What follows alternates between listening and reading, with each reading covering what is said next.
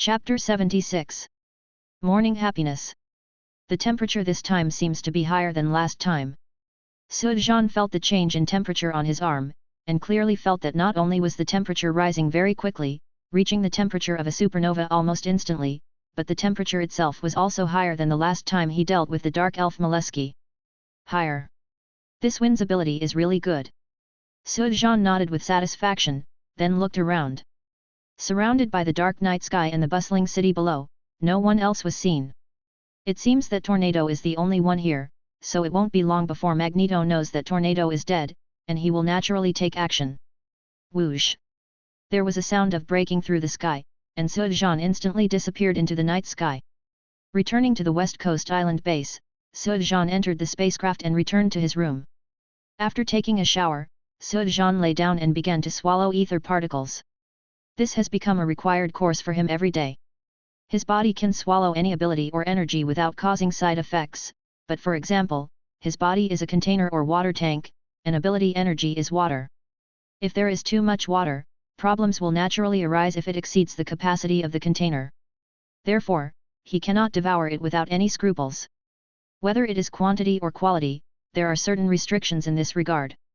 However, after this period of continuous devouring, Sujan could feel that the capacity of his container or water tank had increased.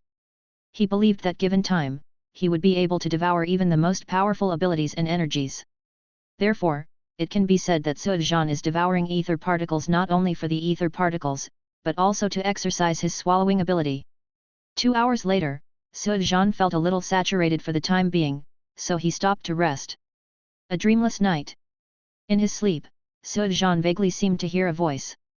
He squinted and opened his eyes. What he saw was a colorful figure with perfect curves. Sujan suddenly became energetic when he saw it. As a man, my reaction is stronger in the morning, but now that I see such a visually impactful scene, it becomes even stronger. Huan turned around and was stunned for a moment when he looked at Sujan, who was staring straight at him. The corners of his eyes subconsciously caught a glimpse of a towering place on the quilt.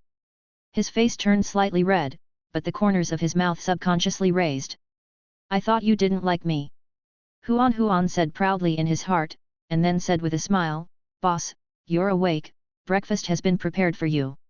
Suddenly I feel so happy. When I opened my eyes in the morning, I not only saw delicious food, but also beautiful women. Sujan said with a smile and sat up. Twinkle chuckled, Boss, among the women around you, I am not considered a beauty.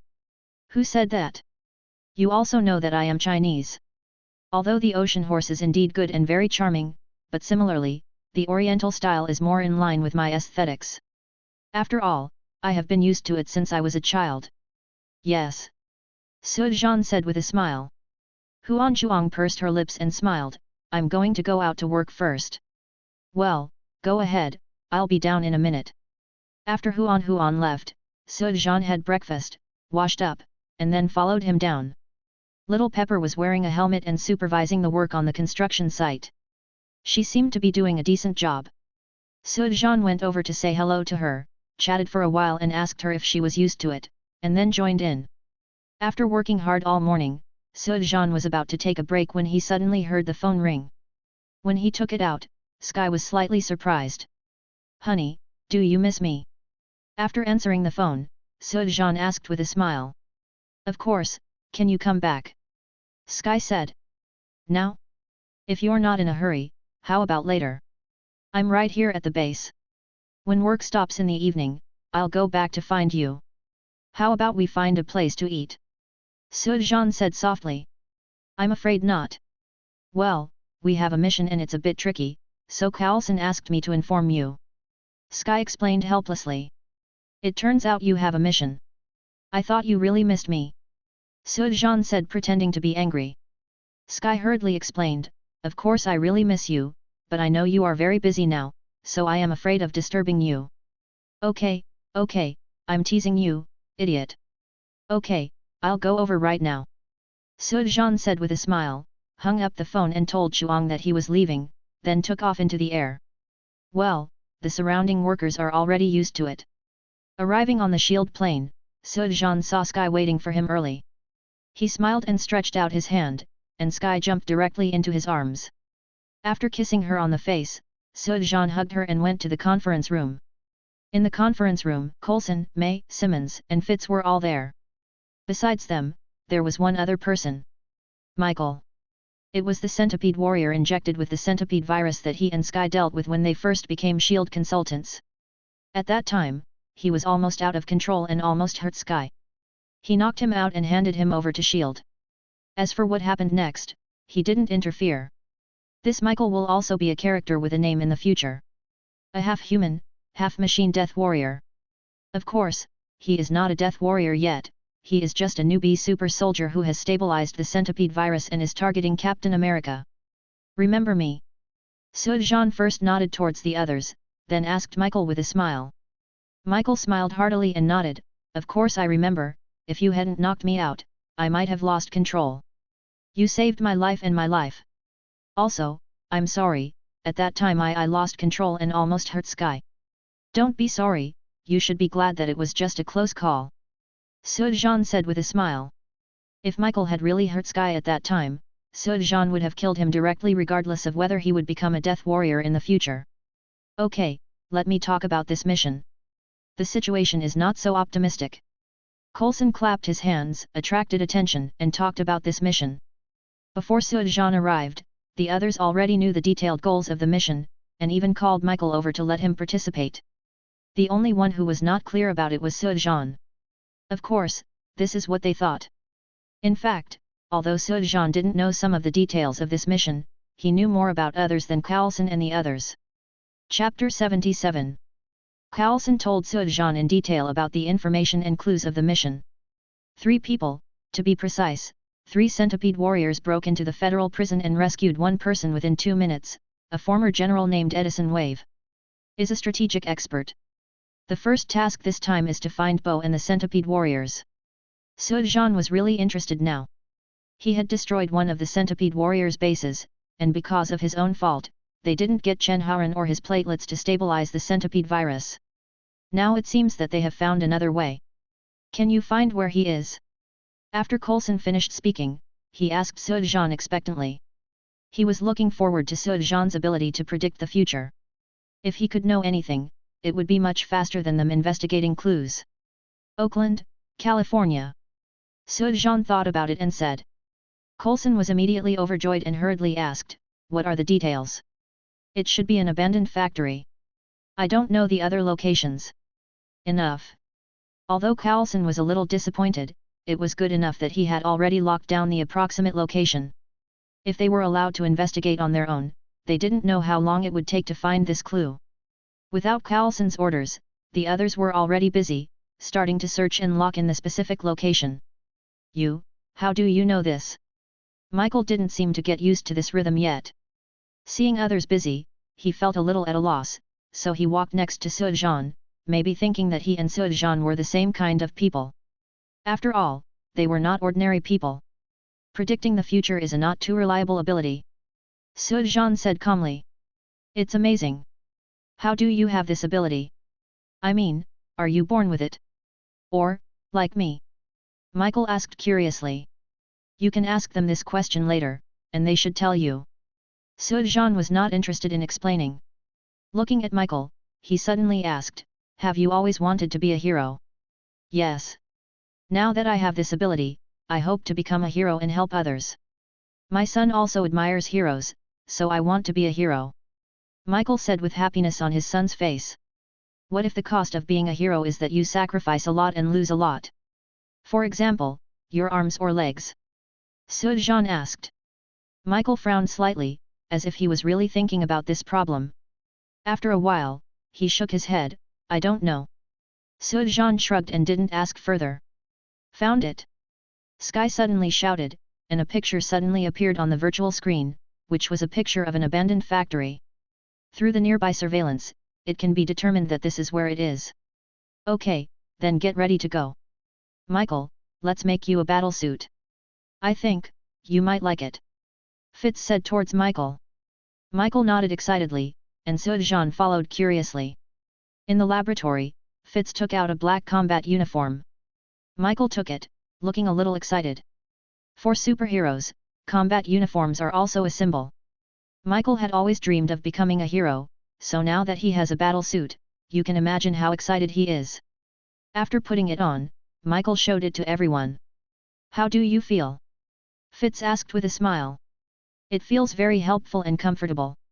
This suit can help you adapt to many tactical tasks, and it can also measure your heart rate, systolic blood pressure, and blood sugar, so you can accurately grasp your physical condition. Of course, it also has the most advanced bulletproof protection function. Fitz said in explanation. Thanks. Michael thanked them sincerely. What do you think? Do you want to help you get one? Fitz turned his head and asked Sujan. Sujan didn't say anything, but suddenly released his battle uniform and condensed it on his body. Well, pretend I didn't say that. Seeing Sujan's clothes and then Michael's clothes, Fitz wisely chose to shut up. Let's not talk about the functions for the moment, we can distinguish the high and low from the shape. Michael's suit looks like that of a third-rate street hero, while Sujan looks like a cosmic-level superhero, a completely different level. However, the function of this battle suit is still good. Can you make a few for me later? Of course, I want this style. Sujan asked. No problem. Fitz agreed simply. We have destroyed their factories before, but they will rebuild them soon. So this time, we have to figure out what useful information we can get, so we have to act quietly this time. May, Sujan, you enter from the west entrance and Michael and I enter from the direction of the dock. Michael was holding a computer with a floor plan of the factory on it. Once you have your location memorized, get ready to take action. Sujan and May entered the factory through the west gate. The factory was a bit dark and empty, with many cargo boxes placed there. After coming in, Sujan looked around and said casually, it seems that this place has been cleared. It may be too late. As soon as he finished speaking, Carlson and Michael had already encountered the centipede warrior and started fighting. Walk! Sujan shouted, and he and May went towards Carlson to support him. Just after running 2 steps, he suddenly heard a loud noise next to him, the door of a cargo box was pushed open forcefully, and a centipede warrior walked out of it. Okay, hand over. Sujan shrugged and was about to take action. May, who was next to him, had already rushed forward and started fighting with the centipede warrior. I have to say that May's close combat skills are indeed very powerful, and she deserves to be known as a cavalryman. However, although May's attacks are sharp, they are not enough for a super warrior like Centipede Warrior. Her attacks will not cause harm to the opponent at all. Even with several fierce kicks, the opponent did not even move. One time. This made May somewhat unexpected. At this moment, Centipede Warrior grabbed her arm and hit her with a fist. May tried to struggle, but it didn't help, so she closed her eyes subconsciously. Boom! Bang! There was a loud noise, as if something hit the cargo box. May opened her eyes and found a huge dark green fist floating in front of her. She subconsciously turned her head and saw that Sujan had withdrawn his energy and walked over. Thank you. May whispered her thanks. Sujan shook his head with a smile and walked towards the Centipede Warrior. Chapter 78. The box of goods was dented, and Centipede Warrior lay on the ground unable to move. Despite his physical fitness, he was very capable of resisting a blow, but being punched by the energy of the ether lantern ring was too much for him and he couldn't bear it. Seeing Sujan approaching, he struggled to get up, but failed to climb up several times. Suddenly, his body stood up on its own. No, not standing up, but floating. Sujan slowly stretched out his hand and pressed it on him. In an instant, the Centipede Warrior's expression turned painful and ferocious. May watched from the side and knew what Sujan was doing. He's devouring Centipede Warrior's abilities. Snap! After a while, Centipede Warrior fell to the ground. May hurried over to get information from the Centipede Warrior, but before she could speak, she saw the Centipede Warrior's head tilted, his eyeballs suddenly burst, and he died. Don't waste your efforts, go support Carlson and the others. Sujan had expected this for a long time. Some kind of equipment was installed in the eyes of the Centipede Warriors. Clairvoyance could see what he saw through the eyes of these Centipede Warriors. It could also be activated by remote control to avoid leakage of oral sex. Wind. When Sujan and May came to Carlson's side, the situation here was not too optimistic. Carlson seemed to be injured, leaning against a nearby cargo box. Michael, on the other hand, was facing 2 centipede warriors, and was outnumbered and in danger. Go see how Carlson is doing. Sujan shouted at Mei, then waved his arms, and 2 ropes appeared instantly and were wrapped around centipede warrior's body, and he was dragged away. Glancing at the embarrassed Michael, Sujan nodded towards him, then turned around and let the 2 centipede warriors collide fiercely with each other in the air. 1 hit, 2 hits. After several consecutive collisions, the 2 centipede warriors were already stunned by the collision. Sujan was slowly pulled back and pulled in front of him. Stretch out your hands and activate your devouring ability. The abilities of the 2 centipede warriors were swallowed up instantly, and they swallowed the centipede virus 3 times in a row. Sujan felt slightly uncomfortable. Are you okay? Coulson and others came over and asked with concern. Sujan shook his head, it's okay, I may need to take a rest. Then you stay and rest, and we'll see if we can find any clues. Coulson said something and then left quickly with Mei and Michael. Sujan walked to the nearby cargo box and sat down. The 2 centipede warriors were already dead. System, there seems to be something wrong. I only swallowed 3, so I shouldn't have any reaction. Why do I feel so uncomfortable now? Sujan sat down next to the cargo box, frowning and asking the system. He could feel his body rolling at a very fast speed, which made him a little nauseous and very, very uncomfortable. The centipede virus is a variant of the extremis virus. It is mixed with a variety of elements and is somewhat repellent to the extremis virus in your body. In other words, the fusion process is not smooth. This has nothing to do with the fact that you have devoured several abilities, but because the extremis virus is related to the centipede virus. But you don't have to worry, your body is automatically adjusting to the fusion of the 2 viruses, so there won't be any danger. The system's answer made Sujan breathe a sigh of relief. I didn't expect that the fusion of centipede virus and extremis virus would have such a problem. If the fusion is successful, the effect will definitely be stronger, right? As he thought about it, Sujan felt that his head felt a little heavy and he felt a little drowsy. He stood up with difficulty and prepared to leave the factory. Anyway, Coulson and the others shouldn't be in any danger, and they won't gain anything. It would be too embarrassing if I fainted here. After leaving the factory, the breeze blowing outside made Sujan sober up. The thought of falling asleep is a natural reaction of the body's fusion, and it cannot be sustained by willpower. I have something to do, so I'll leave for now and see you later. Sujan said something on the walkie-talkie and flew away quickly. In the end, he didn't know where he landed before he landed. There happened to be a hotel nearby, so he went straight in. After opening the room, Sujan lay down directly, and then, lost his will. Sujan felt as if he had had a dream. In the dream, his body had changed, a change that was difficult to describe, but he could feel full of power. Not knowing how long it took, Sujan slowly woke up.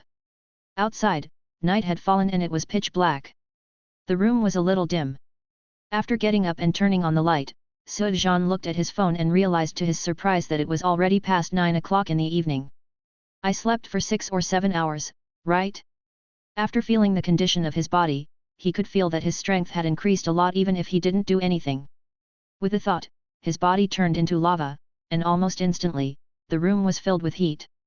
Sujan even found that the wooden bedside table showed signs of burning. It seems that the power after fusion has at least doubled. Sujan nodded with satisfaction, and then checked the phone records. Sky, Coulson, several missed calls. Sujan instantly remembered that they might be in trouble. Where are you? Sujan called Sky back, and Sky's tone was slightly heavy. Where are you? Something happened. I know, I'll go back right now. As soon as he heard this tone, he knew how far things had progressed. Sujan didn't check out, opened the window and flew away. When Sujan returned to the plane, Mei, Sky, Simmons, and Fitz all had ugly expressions on their faces. Sujan, Coulson was taken away, and Michael is probably dead too. Seeing Sujan, Sky couldn't help but whisper. Sure enough, it has happened. Sujan sighed in his heart, but he wasn't too nervous. He knew where Coulson was captured, and he also knew that Coulson knew the reason why he was resurrected. After all, he was stabbed to death by Loki during the Battle of New York. As for Michael, he did not die, but was transformed into a Death Warrior by the Centipede Warrior organization. Of course, there were some twists and turns during this period, but after all, the result was good. As for the twists and turns, you can avoid them outside as long as you are here. Don't be downcast, they will be fine. Sujan said loudly. Are you sure? Sky asked. Sujan nodded, pointed to his head and said with a smile, of course, I'm sure, because I can see it very clearly. After he said this, everyone remembered Sujan's ability to predict the future. After understanding this, everyone breathed a sigh of relief and their emotions gradually became higher. Chapter 79. You said just now that nothing will happen to them? Do you mean that Michael is fine too? Sky, who had calmed down, suddenly thought of what Sujan had just said and asked hurriedly. Sujan nodded, at least he's not dead, but I can't tell whether it's a blessing or a curse. Not dead? That's good. The clairvoyant people caught Michael's son before and threatened Michael, asking him to hand over Coulson to them. We originally planned to use the trick, but we didn't expect that the other party was too cunning, and there was an explosion. We thought Michael had. Sky couldn't continue. Has it been blown up to ashes? Sujan continued her words, if it is an ordinary person, maybe, but Michael has used the centipede virus. Although the centipede virus is not as good as the extremis virus, it has super recovery ability. But he will definitely not die. That's good, do you know where they are now? Let's rescue them quickly. Sky asked, and the others looked at Sujan nervously. Sujan hesitated for a moment and said, I roughly know where Coulson is. I'll be responsible for finding him. As for Michael, I don't know where he is, but I can guarantee that he is not in danger and will come back in the future. It's just that, he may experience some things, but I think it is necessary for him to go through these things, at least, there is no harm. If nothing else, Michael would have become disabled by this time, right? Now that everything has happened, let it take its course. If we save him now, won't his pain be in vain? Believe me, I will bring Coulson back. Sujan said solemnly to them. His words made everyone feel relieved, and they couldn't help but believe that Sujan would definitely do what he said. Seeing that their mood improved, Sujan left and prepared to find Coulson. Coulson is different from Michael. He was captured because the other party wanted to know the secret of Coulson's resurrection from the dead, so although he will be tortured, it is mainly mental. What's more, he also wants to get the answer. Some abandoned town. It was built in the 1940s to conduct nuclear tests, but after the project was stopped, it was abandoned. It is desolate, with no grass growing, and is surrounded by endless desert, as if it has been forgotten by the world. Coulson is being held here. Tormented by the Edison wave, he tried to break Coulson's will, but Coulson talked and laughed and never gave in. But the changes in things were beyond Coulson's imagination. A woman, Lena, suddenly appeared, and at the same time Edison received a call from a clairvoyant. During the conversation, Edison suddenly died of poisoning. Clairvoyant asked Lena to take her place and find another way to figure out the mystery of Coulson's resurrection. Reina is a smart and charming woman. She knows how to use language and exploit the vulnerabilities deep in people's hearts to achieve their goals. She let Coulson go, got him some water, and talked to him like a friend. Coulson was determined, but Lena's encouragement gradually changed his mind. He should be dead, but he is still alive, and has an almost beautiful memory of healing, but deep down in his heart he is shaken. He doubts that this is true, and wants to know if he is really dead and why he is alive. Already? Under Rena's instigation, Coulson finally lay down on the machine that can stimulate memories. His memory gradually changed. Massage Island? The original healing memory changed and turned into an operating room. His head was opened and a machine was working rapidly on his head to stimulate his brain nerves to stay awake. The pain was unbearable for him. He yelled and begged the other party to kill him, don't let him live, don't let him suffer this kind of pain. Reina had been watching Coulson from the side, listening to his cries of pain, listening to his muttering to himself, taking the opportunity to record the information she wanted. Suddenly, Reina felt a palpitation in her heart, as if some danger was coming. This feeling is very sudden, but Reina believes in this feeling. After glancing at Coulson, Lena turned and left. As soon as she walked out of the room, Reina stopped subconsciously. She saw someone she didn't want to see and was afraid of seeing. Beautiful flower girl, we meet again. Sujan looked at Reina with a smile, and Reina forced a smile, but it was extremely ugly. It seems that you haven't seen the true face of clairvoyance yet. But it doesn't matter. I said last time. I will give you time and give you a chance. Now, this sentence is still valid. Sujan said with a smile. Why? Reina asked inexplicably. Why do I let you go over and over again? Although your skin is a little dark, you also have a different kind of charm. Maybe it's because I like you? Admire you. Sujan looked at Reina. Although Reina is black, her skin color is not that completely dark, and she is not beautiful at first glance, but her character or temperament has a different kind of charm after being exposed to her for a long time. The most important thing is that Sujan knows that she is not an absolute bad person. In this world, the division between good and bad people is not so clear. It just depends on who stands up for justice. A capable, charming, and not so bad girl. The most important thing is that there is no threat to herself or the people around her, so why not let her go? Although she is just an ordinary person now, she actually has another identity. Reina is gone. Although she doesn't believe that Sujan really fell in love with her and let her go, at least she is still alive. After Reina left, Sujan entered the house and saw Coulson lying on the machine in pain. Okay. Sujan put him down and comforted the painful and excited Coulson. Coulson gradually calmed down and opened his eyes to look at Sujan. Why bother? Some memories are not that important. It would be easier not to know than to know. Sujan said with a sigh. Coulson shook his head weakly, his eyes firm, at least. I know what happened. Shaking his head, Sujan helped Coulson out of the room, released energy to wrap around him, then jumped into the air and left the town. Chapter 80. Although Sujan promised to bring Coulson back, no one expected it to be so soon. I went out for a trip, and when I came back, I had brought Coulson back. Although Coulson didn't seem to be well, they were minor injuries and were fine after simple treatment. In comparison, the mental shock may be stronger, but no matter what, everyone is relieved that Coulson is back safely. Coulson also knew that Michael was not dead, so they followed him to investigate his whereabouts, but unfortunately, there was no news. Are you going back to base? Sky came to Sujan and asked softly. Sujan nodded. Well, I don't have anything to do here. I'd better go back to the base and build the base as soon as possible. However, I still have something to do before I go back. What's going on? Sky asked curiously. Having dinner with a certain woman. I just checked and there is a very good restaurant. I just don't know if that beauty would appreciate it. She wants to have a candlelight dinner with me. Sujan looked at Sky and smiled. Said. Sky smiled, happily. I think she will definitely be willing. If there is something else after the candlelight dinner, she might also be willing. Is this a hint? Sujan put his arm around Sky's waist and asked softly. Sky shook his head, drew circles on Sujan's body with his hands, and said with a smile, My dear, this is not a hint, this is a clear statement. Well, it seems that if there are no other activities after the candlelight dinner, then I am too confused about the style. I don't know whether it was because of her drawing or for some reason, but Sujan really felt a little itchy now.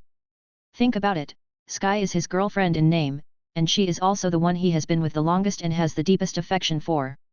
Precisely because of this, Sujan is also restraining himself, not wanting to make it happen so hastily the first time. But now it seems, some things are better just plain and simple. What's the saying? When there are flowers, it is necessary to break them. Don't wait until there are no flowers to break branches. Why did you bring me here? This doesn't seem to be a restaurant, right? Sujan took Sky out of the base. This was Sky's first time on the street without a mission after becoming a SHIELD consultant. During this period of time in SHIELD, Sky was either investigating his parents and life experience, or going on missions with him, and he never went out alone. Of course it's not a restaurant, doesn't it say? Clothing store. Sujan said with a smile. Sky explained in confusion, Of course I know this is a clothing store, but why did you bring me here? Of course you came here to buy clothes. Although you usually dress very nicely, we are going on a date and have a candlelight dinner later. Shouldn't we dress up more beautifully? Not to mention, after dinner.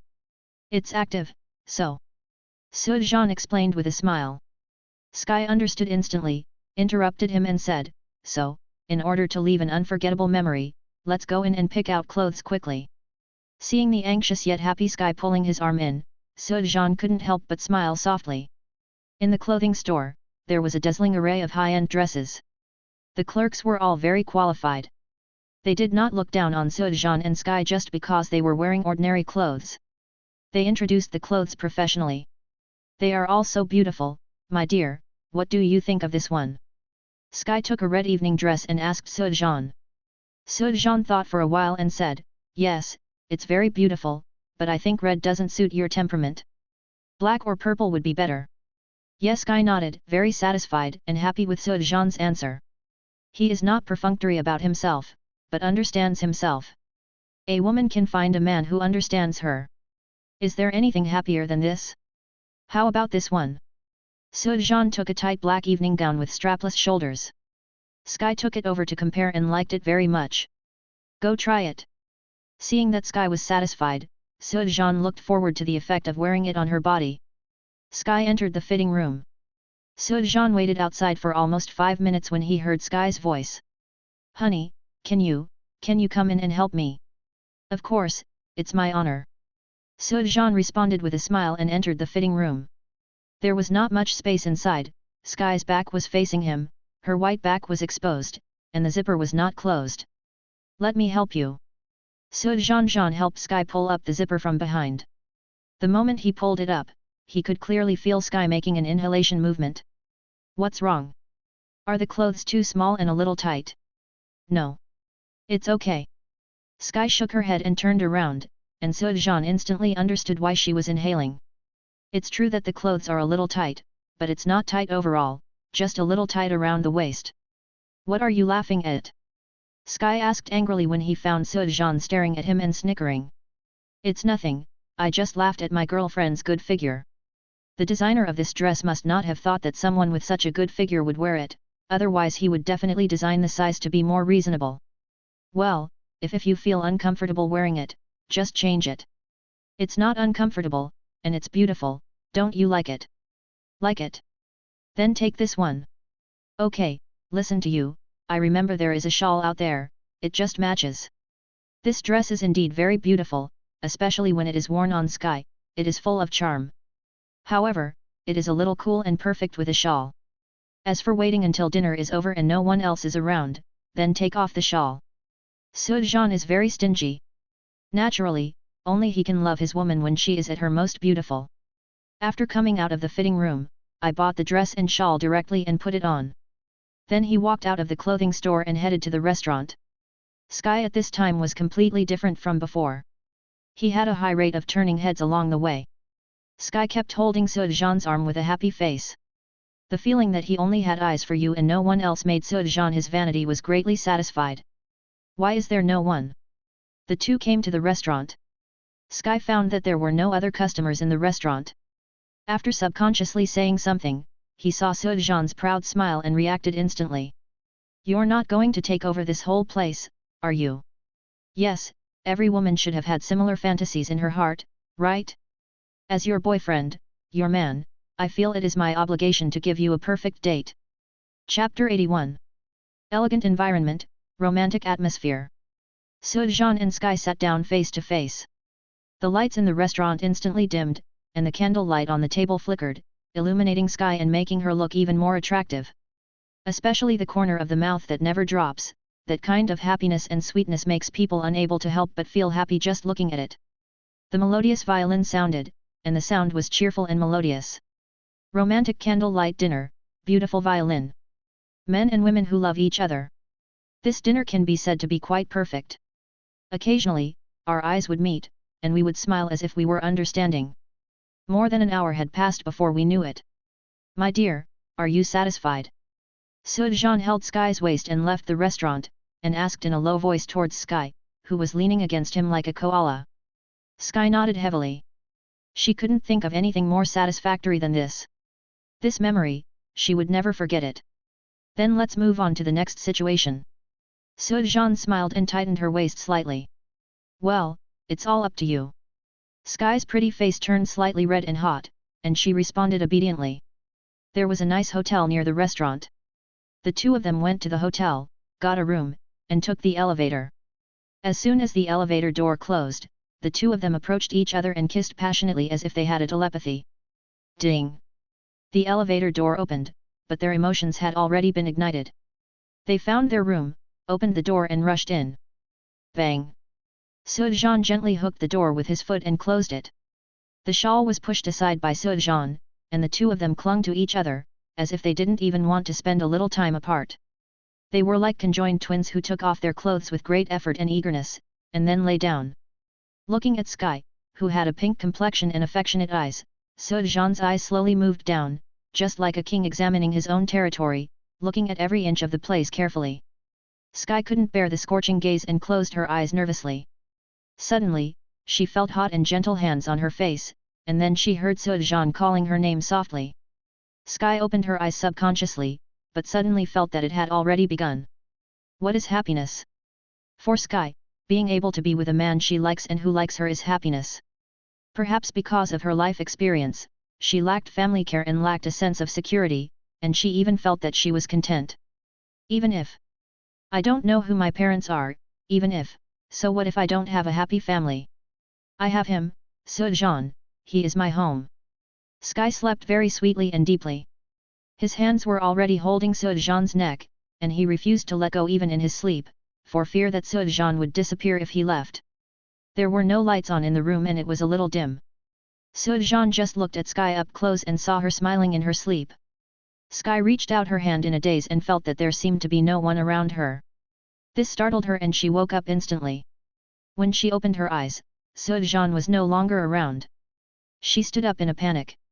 Just as she was about to call Sujan's name, she suddenly heard the door knock, and then saw Sujan walking and carrying something. Where have you been? Sky got up and threw herself into Sujan's arms. Sujan smiled and said, Go buy breakfast. I thought. Sky muttered. You thought I left? How is that possible? Although I may not be with you every day, it is absolutely impossible for me to leave at this time. Sujan didn't expect that Sky would be so clingy to him. It seems that girls and women are indeed it's different. After Sky transformed, her dependence on him increased exponentially. Yet. Sky nodded and got up from Sujan. Are you still sleeping? If not, come and eat. Yet. Like a yes man, Sky happily agreed without getting dressed, and just had breakfast with Sujan in the living room. Although it was just an ordinary breakfast, Sky seemed to be eating some kind of feast, feeling particularly satisfied. What are your plans today? Are you going to go back to Shield or follow me? Sujan asked. Sky thought for a while and said reluctantly, Of course I want to follow you, but I'd better go back. I have found some clues. I hope I can investigate them as soon as possible, and then I can follow you forever. Okay, I'll take you back later. After having breakfast and resting for a while, the two of them washed up and got dressed before leaving the hotel. Back on the Shield spacecraft, everyone found that Sky seemed a little different, as if she had a very unique charm. When they thought of Sujan taking Sky away to spend the night outside, how could they not know? What happened? Carlson even made a joke about Sujan, saying that he was injured, but you took Sky out for romance. Isn't it a bit too much? Sujan just said one thing about this. Envy? Envy, you should also find a girlfriend. Maybe it can soothe your wounded heart. If you have nothing to do, you can take a rest today. I'm back at the base. If you miss me, just call me. Sujan kissed Sky on the cheek and was about to leave. When he turned around, he happened to see Simmons. There was a very strange expression on her face, as if she was envious. Or, are you jealous? Sujan smiled at her, and Simmons hurriedly put away his expression and smiled at him. You are pretty. After Sujan left, Simmons came to Sky and couldn't help but exclaimed. Sky smiled and said, Isn't the dress beautiful? No, it's not the clothes, it's your temperament, which is more feminine. Simmons thought for a moment and said, You are like a shining gem now, dazzling. Sky smiled sweetly, she could feel the change in herself as well. Is this the difference between girls and women? Sujan, when can I become a woman? Simmons subconsciously thought of the scenes where he and Sujan were getting along, of him lying on his lap, of him and himself the conditions proposed. Ah, sneeze. Sujan suddenly sneezed while flying. It's strange, we just separated, but sky misses me so soon. Shaking his head, Sujan was about to speed up when he suddenly noticed a light appearing from the corner of his eye. It was a very familiar light. It was the light that flickered when the portal was opened. Why is she here? Sujan was a little curious, so he changed his direction and flew over. Chapter 82. Where are the people? After landing, Sujan found that Flicker was missing. Looking around, I found an abandoned parking lot surrounded by scrapped cars. Sujan was a little confused. Shuang was not in the base, so why did he come here suddenly? If it's for privacy, there's no need to choose to open the portal here, right? The confused Sujan was about to call Shuang and ask, but suddenly he heard movement behind him. When he turned his head, he was surprised to find Shuang walking over from behind him. What are you doing here? Are you here to buy something? Because Flicker can teleport, she is basically responsible for the shopping, so Sujan asked this question. Yes. Flicker nodded and walked over. Sujan frowned slightly, feeling something wasn't right. Bland, Flickering's reaction was too bland. In the past, when Flickering saw him, he would call him boss first. It was absolutely impossible for him to react as bland as he did now. Etc. Sujan frowned and shouted, "Are you okay?" "Me? Of course I'm fine." Twinkle said doubtfully. "No, you're in trouble." Her reaction further confirmed Sujan's suspicion. Looking at her warily, Sujan said with a sneer, "Although I'm not sure whether this is an illusion or mental control, I'm sure that you are not blinking normally.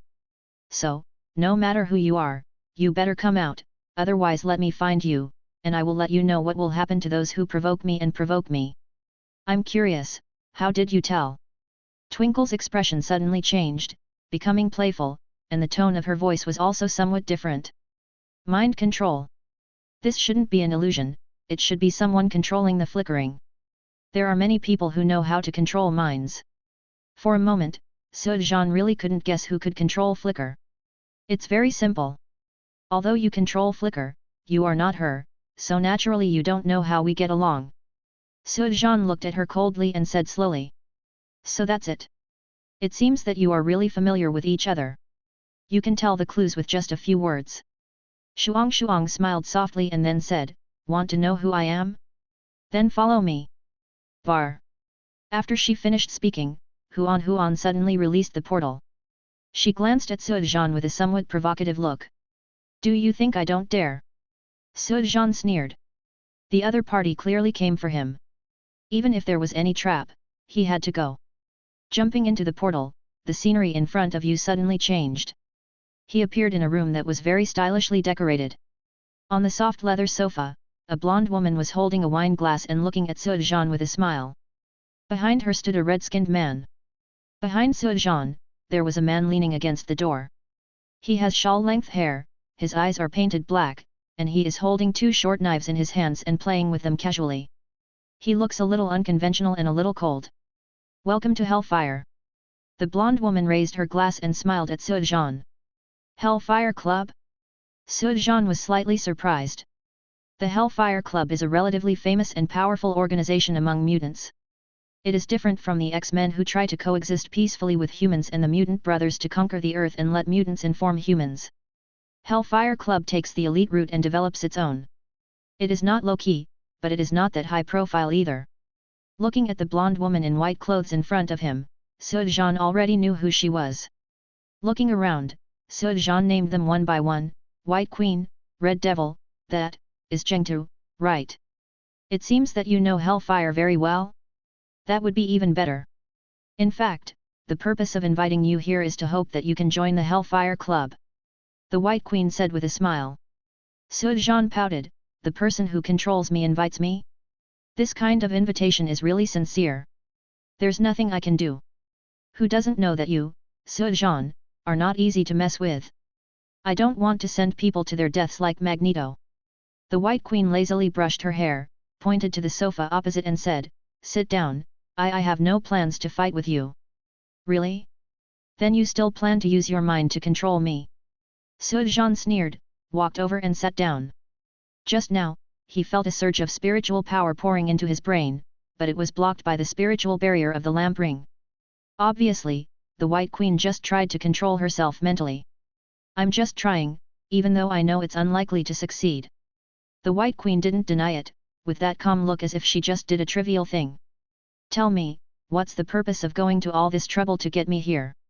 You are invited to join the Hellfire Club. What's the reason? Although you will also recruit non-mutants, why did you invite me? The most important thing is, why should I join? Su Zhan said lightly. Actually, I've been paying attention to you since you had the ability to swallow pyro. At first, I thought you were also a mutant, but then your ability to swallow the Fantastic Four's Human Torch made me discover that you are not a mutant. Your abilities are very strong, very scary, scary enough to make everyone fear you and wish to destroy you. Only in this way can they ensure their own safety.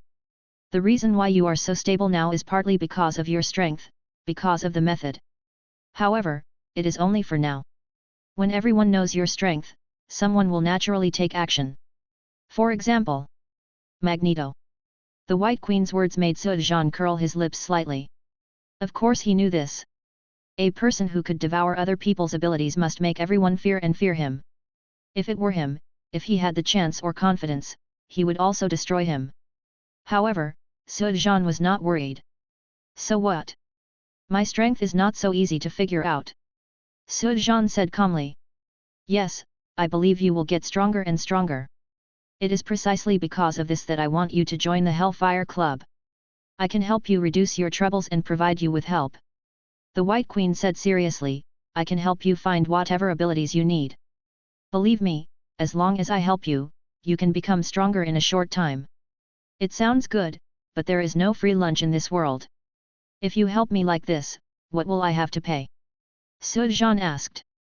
The White Queen shook her head and said, no, you don't need to pay anything. As long as you ensure the safety and development of Hellfire after you become stronger, it will be enough. This is just a piece of cake for you, isn't it? Chapter 83. Hellfire still needs help and protection from others. Su Zhan raised his eyebrows slightly. The conditions given by the White Queen seemed to be very good, even selfless. With the resources of the Hellfire Club, she can get whatever abilities she needs, and she doesn't need to step forward, which reduces a lot of trouble. And all he has to do is lend a helping hand when the Hellfire Club is in trouble. At first glance, it sounds like I got a big advantage. In reality, the White Queen is not a simple woman. Without the Black Emperor, she supported the Hellfire Club by herself. Instead of letting it decline, it developed very well. This shows her means and abilities. It's not easy for a woman to support such a big club. I'm very tired. Of course I hope I can get help. The White Queen sighed and said, but it will be different if I have you. Although it may bring some initial it's troublesome, but as long as you get stronger after this, no one will dare to provoke you, and as the club you provide help to, I think, you won't treat me badly, right? A very adventurous decision. Su Zhan admired her a little. Regardless of whether what she said was true or false, she would definitely have to bear pressure from all aspects. If others didn't say it, Magneto would definitely bear the brunt, right? So, you agree to join? The White Queen asked happily. Su Zhan smiled and shook his head, no, I'm not interested in joining. Why? The White Queen was a little confused. The conditions she gave were already very good, right? Help him solve his troubles and help him improve his strength. How could he not agree? Because your so-called conditions, or benefits, are not attractive to me at all, and I don't need a woman's protection. If anyone wants to come to me for trouble, let's do it. I will let them know to do so. What are the consequences? As for ability, I have my own channels and don't need your help. Su Zhan stood up slowly as he spoke, glanced at Zhuang Shui, who had been standing by the side, and asked the White Queen, can I release you from your control? The White Queen shrugged, flickering back to normal for an instant, and looked around in confusion. Boss? Are you here? What is this place? I'll tell you later. Su Zhan shook his head and then said slowly, there is an old saying in China that business cannot be done without kindness. Although there is no cooperation, I think, you should be happy to offer me a drink. The White Queen was about to speak when she suddenly discovered that Su Zhan's eyeballs had turned black. At that moment, she suddenly had a bad premonition and subconsciously prepared to turn into diamonds, but she suddenly lost consciousness. She stood up, poured Sujan a glass of wine and walked up to him. That's it. There doesn't seem to be any sincerity. I heard that there is an interesting way to drink wine. How about you hold the wine in your mouth and feed it to me? Sujan said with a smile. You wanna die? After Sujan finished speaking, the Red Devil became angry instantly. How dare you let the White Queen feed you wine with her mouth? You are insulting the White Queen. With a roar, the Red Devil suddenly disappeared, and then appeared behind Sujan in an instant. At the same time, Zhang Liu who was leaning aside also moved. The Red Devil was about to take action when he suddenly saw Sujan waving his hand behind him. In an instant, a strong wind swept over him and blew him away. However, the Red Devil reacted quickly and teleported as soon as he flew out. Disappear, then reappear from the side. Lie down. As soon as the Red Devil appeared, a huge hammer appeared above his head and hit him directly. With a loud bang, the Red Devil was smashed to the ground, and the hammer instantly turned into a cage, trapping the Red Devil. The Red Devil kept teleporting, but found that he couldn't get out, as if he was trapped in a cage. This made him extremely panicked. He had never encountered such a situation, and he was able to trap his teleportation. The Red Devil's teleportation is different from other people's. It is somewhat similar to Blink's ability, but the difference is that Blink directly opens the portal of time and space, while the Red Devil teleports to a special space first, a bit like a transit station. And then teleport to other places to achieve the effect of teleportation. He can still reach the transfer station, but when he comes out, he is still in the same place, as if other places are blocked. Sujan turned around and looked at Zhengtu. He was about to rush over and take action, but Hui next to him was not a vegetarian. Although he hadn't figured out the situation yet, it was obvious that he was going to take action. The teleportation crystal was thrown out, flickering and spinning Zhengtu around. He would appear next to him, kick Zhengtu into the teleportation gate and then appear somewhere else. Zhengtu doesn't have any special abilities. Simply put, he has super endurance, strength, stamina, etc. He is similar to Captain America. He is a close combat character. He seems to have a certain sense of perception, but it has no effect on flicker. The flashing motion was too fast. This is also thanks to the training that Flicker has undergone during this period. If it were before the battle with Su, her ability would definitely not be so strong. So, what do you think of the proposal I just made? Sujan turned around and looked at the White Queen. Good. The White Queen responded, picked up the wine glass and took a sip, then approached Sujan and kissed him. Feeling the wine flow into his mouth, Sujan reached out and pinched her waist, then laughed proudly. You can actually control your mind. The White Queen's expression changed slightly, as if she had woken up from the mental control. She took 2 steps back, and her body suddenly changed, turning into a sparkling diamond in an instant. Thank you for your warm hospitality. The wine is very good.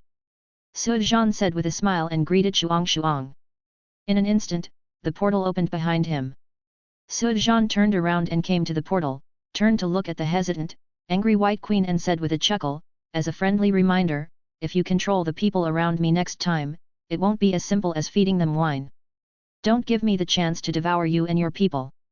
After saying that, Sujan and Shuang Huan entered the portal and disappeared. Zhang Liu got up from the ground in embarrassment, and the cage on the Red Devil disappeared. The two of them came to the White Queen's side in an instant. The Red Devil said angrily, do you want me to catch them and bring them back? Can you catch him?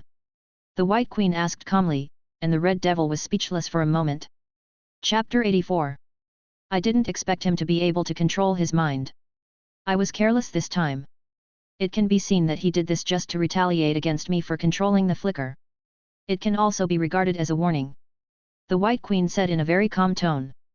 What made the Red Devil very different was why she wasn't angry at all when she was so humiliated by Sujan. Even if Sujan's strength is not weak, it's not to the point where the White Queen is afraid, right?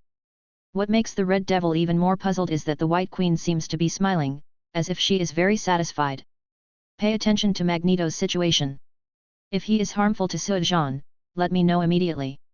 The White Queen ignored the puzzling Red Devil and said in a low voice. Yes. The Red Devil responded, and then followed Zhengtu and the two out. The White Queen walked back to the sofa and sat down. After exiting the diamond effect, she reached out and touched her lips. Sujan, I am becoming more and more interested in you now. I really want to know how far you can grow. So, before that, I will help you solve some troubles. I hope you won't let me disappointed." The White Queen murmured to herself, but Suozhan and Huan had already appeared in a remote place. "Boss, what is going on? Who are they?" Huan couldn't help but asked curiously. "Hellfire Club, have you heard of it?" Suozhan asked. Twinkle nodded. "I've heard of it, it seems to be a mutant force. Was it the Hellfire Club just now?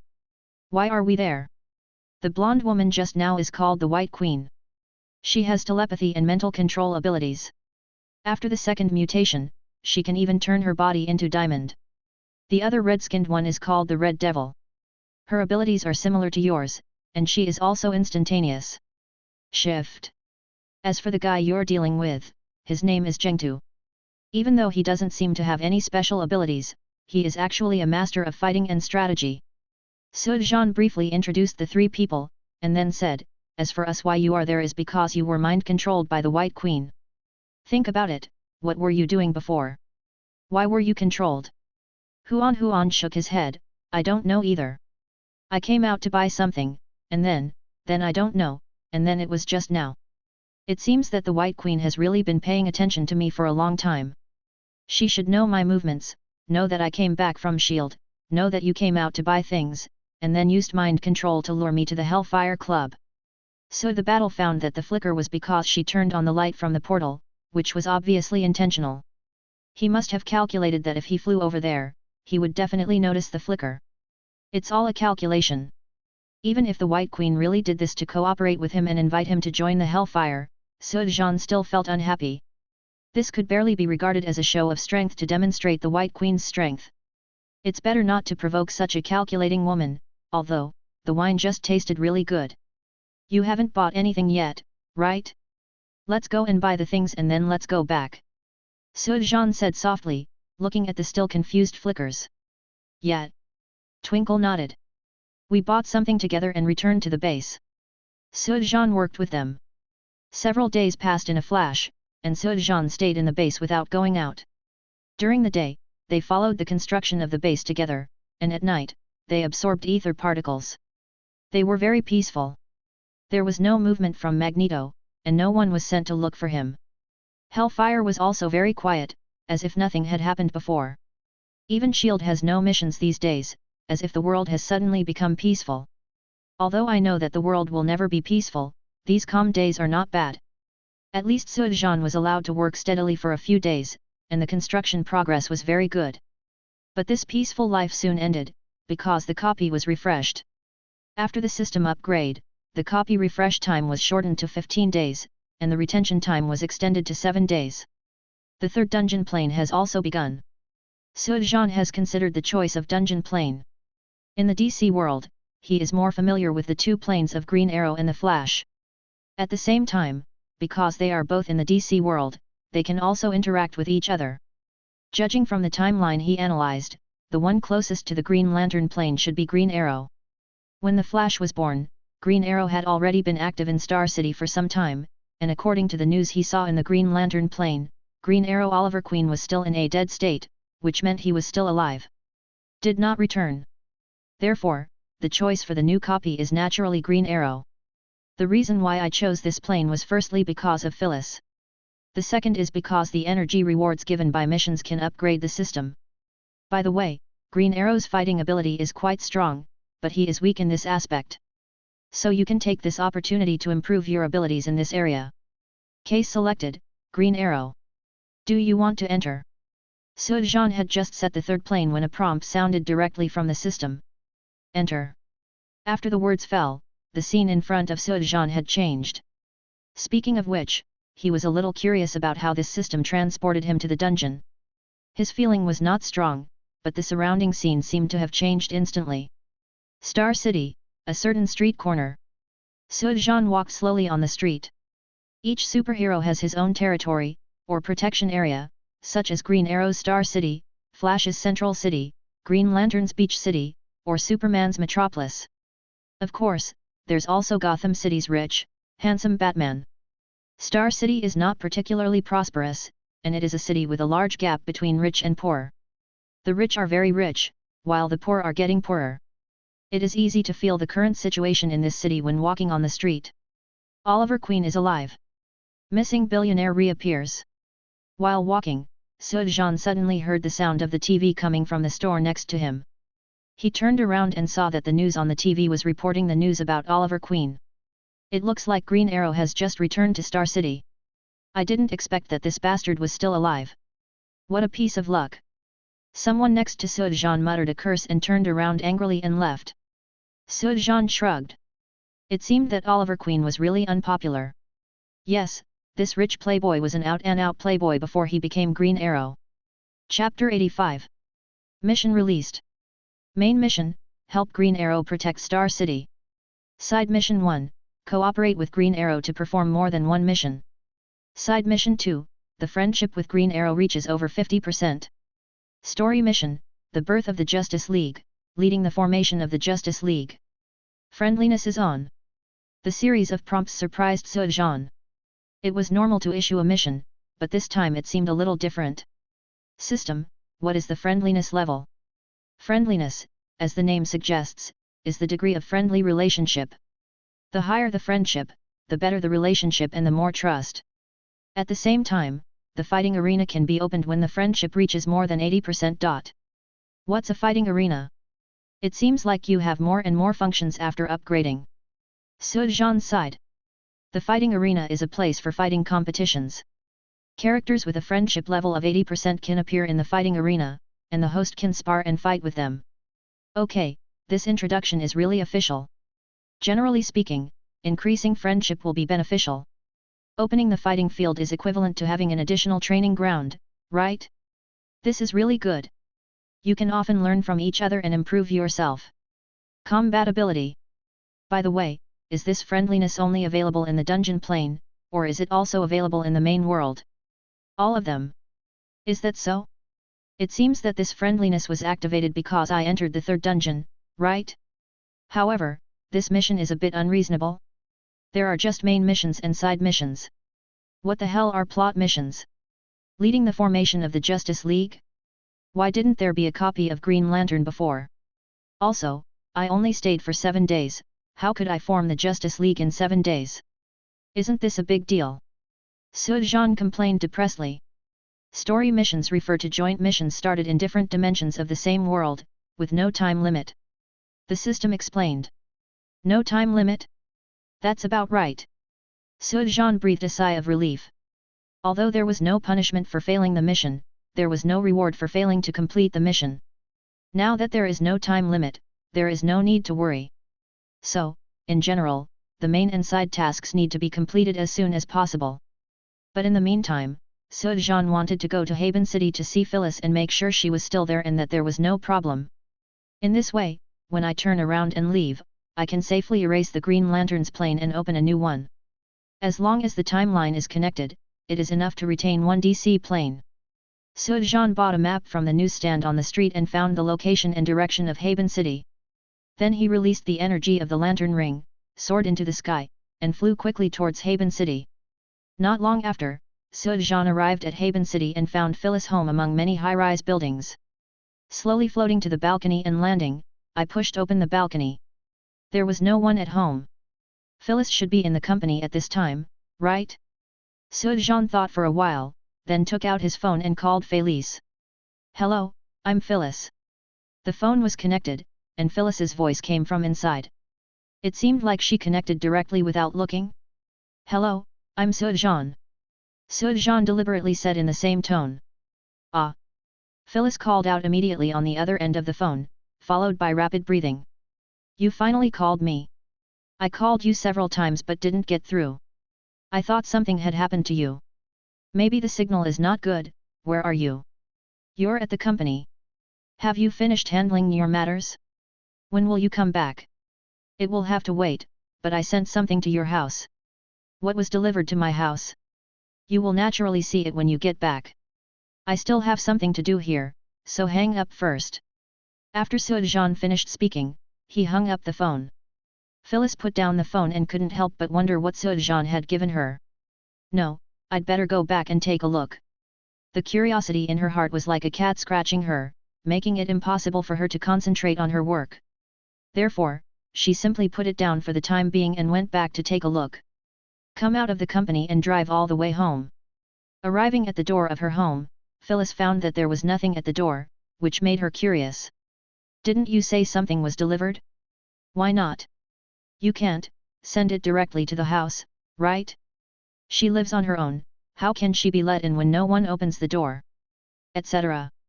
Phyllis suddenly thought of a possibility, hurriedly took out the key to open the door, then quickly opened the door and walked in. Sujan? Is that you? Are you back? As soon as they entered, Phyllis shouted excitedly.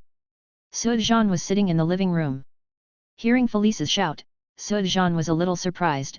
How did you know it was me who came back? You're really back?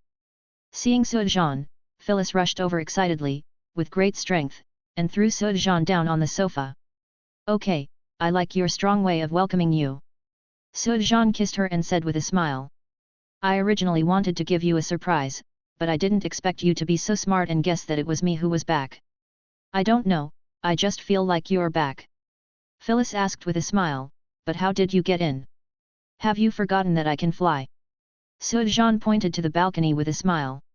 Phyllis patted her head and said cutely, yeah, I'm really stupid. By the way, will you still leave when you come back this time? I won't leave, but I should leave here occasionally. You know, I have special abilities and can be considered a superhero, so. I understand, I understand. Phyllis nodded repeatedly. As long as the two places are not separated, it is normal to leave occasionally for busy work. By the way, you asked me to help you choose a house. I've already found it. I'll take you to see if you like it. Phyllis suddenly remembered and said. Sujan shook his head apologetically, let's look at this later when we have time. I have some things to deal with now. Are you busy this week? If nothing happens, can I take you somewhere? I can make arrangements. Phyllis said. That's fine. Then make arrangements as soon as possible. When you make arrangements, we'll set off. Sujan was going to take her to Star City. On the one hand, it was a vacation, and on the other hand, she could also complete the mission. Anyway, Phyllis knew her identity, so there was nothing inconvenient about it. Yes. Phyllis nodded, quickly got up from Sujan, and started making phone calls to arrange the trip. Half an hour later, after she finished the phone call, she was settled down. Sujan carried her to the balcony, slowly floated into the air, and flew back towards Star City. Chapter 86. This was not the first time that Sujan had flown with Felice in his arms, but Felice was already excited. This feeling was completely different from flying in an airplane. Where are we going? Phyllis asked Sujan curiously. Star City. Sujan said something, and the energy of the light ring suddenly released around the two of them, and then turned into an airplane. Sujan and Felice sat together. Felice was surprised. She didn't expect that it could be like this. Variety. Why are you going to Star City? Phyllis looked around curiously for a long time before continuing to ask. I'm going to find someone, a superhero from Star City. This can be considered my mission. I can probably stay for a week. After a week, I have other things to do and I may have to leave. Sujan explained simply. Phyllis was a little disappointed when she heard that Sujan was leaving in a week, but after thinking about it she became happy again. Sujan had a task to do, but he still took him with him. Wasn't this enough to prove his status in his heart? What's more, which girl doesn't worship heroes? Her boyfriend is a superhero, what else could she be dissatisfied with? After a short reunion, Felice had a lot to say to Sujan. The two of them just looked at each other and chatted in silence until they reached the sky above Star City and landed on an abandoned open space. Then they stopped. Down. Withdrawing his energy, Sujan hugged Felice and said, let's find a hotel to stay in first. Yeah. Phyllis nodded. The two then went to a well-known hotel in Star City, opened a suite, and asked the hotel to bring some food over. It was almost noon after the two of them had eaten. Sujan sat lazily on the sofa, and Felice leaned against her, feeling the warm sunshine and enjoying the quiet moment. I don't know how long it took, but Phyllis broke the silence by speaking. Dear, didn't you say you were looking for a superhero from Star City? When will you go? Phyllis asked, raising her head. Sujan smiled and kissed her, and said, "Don't worry, it will be tomorrow."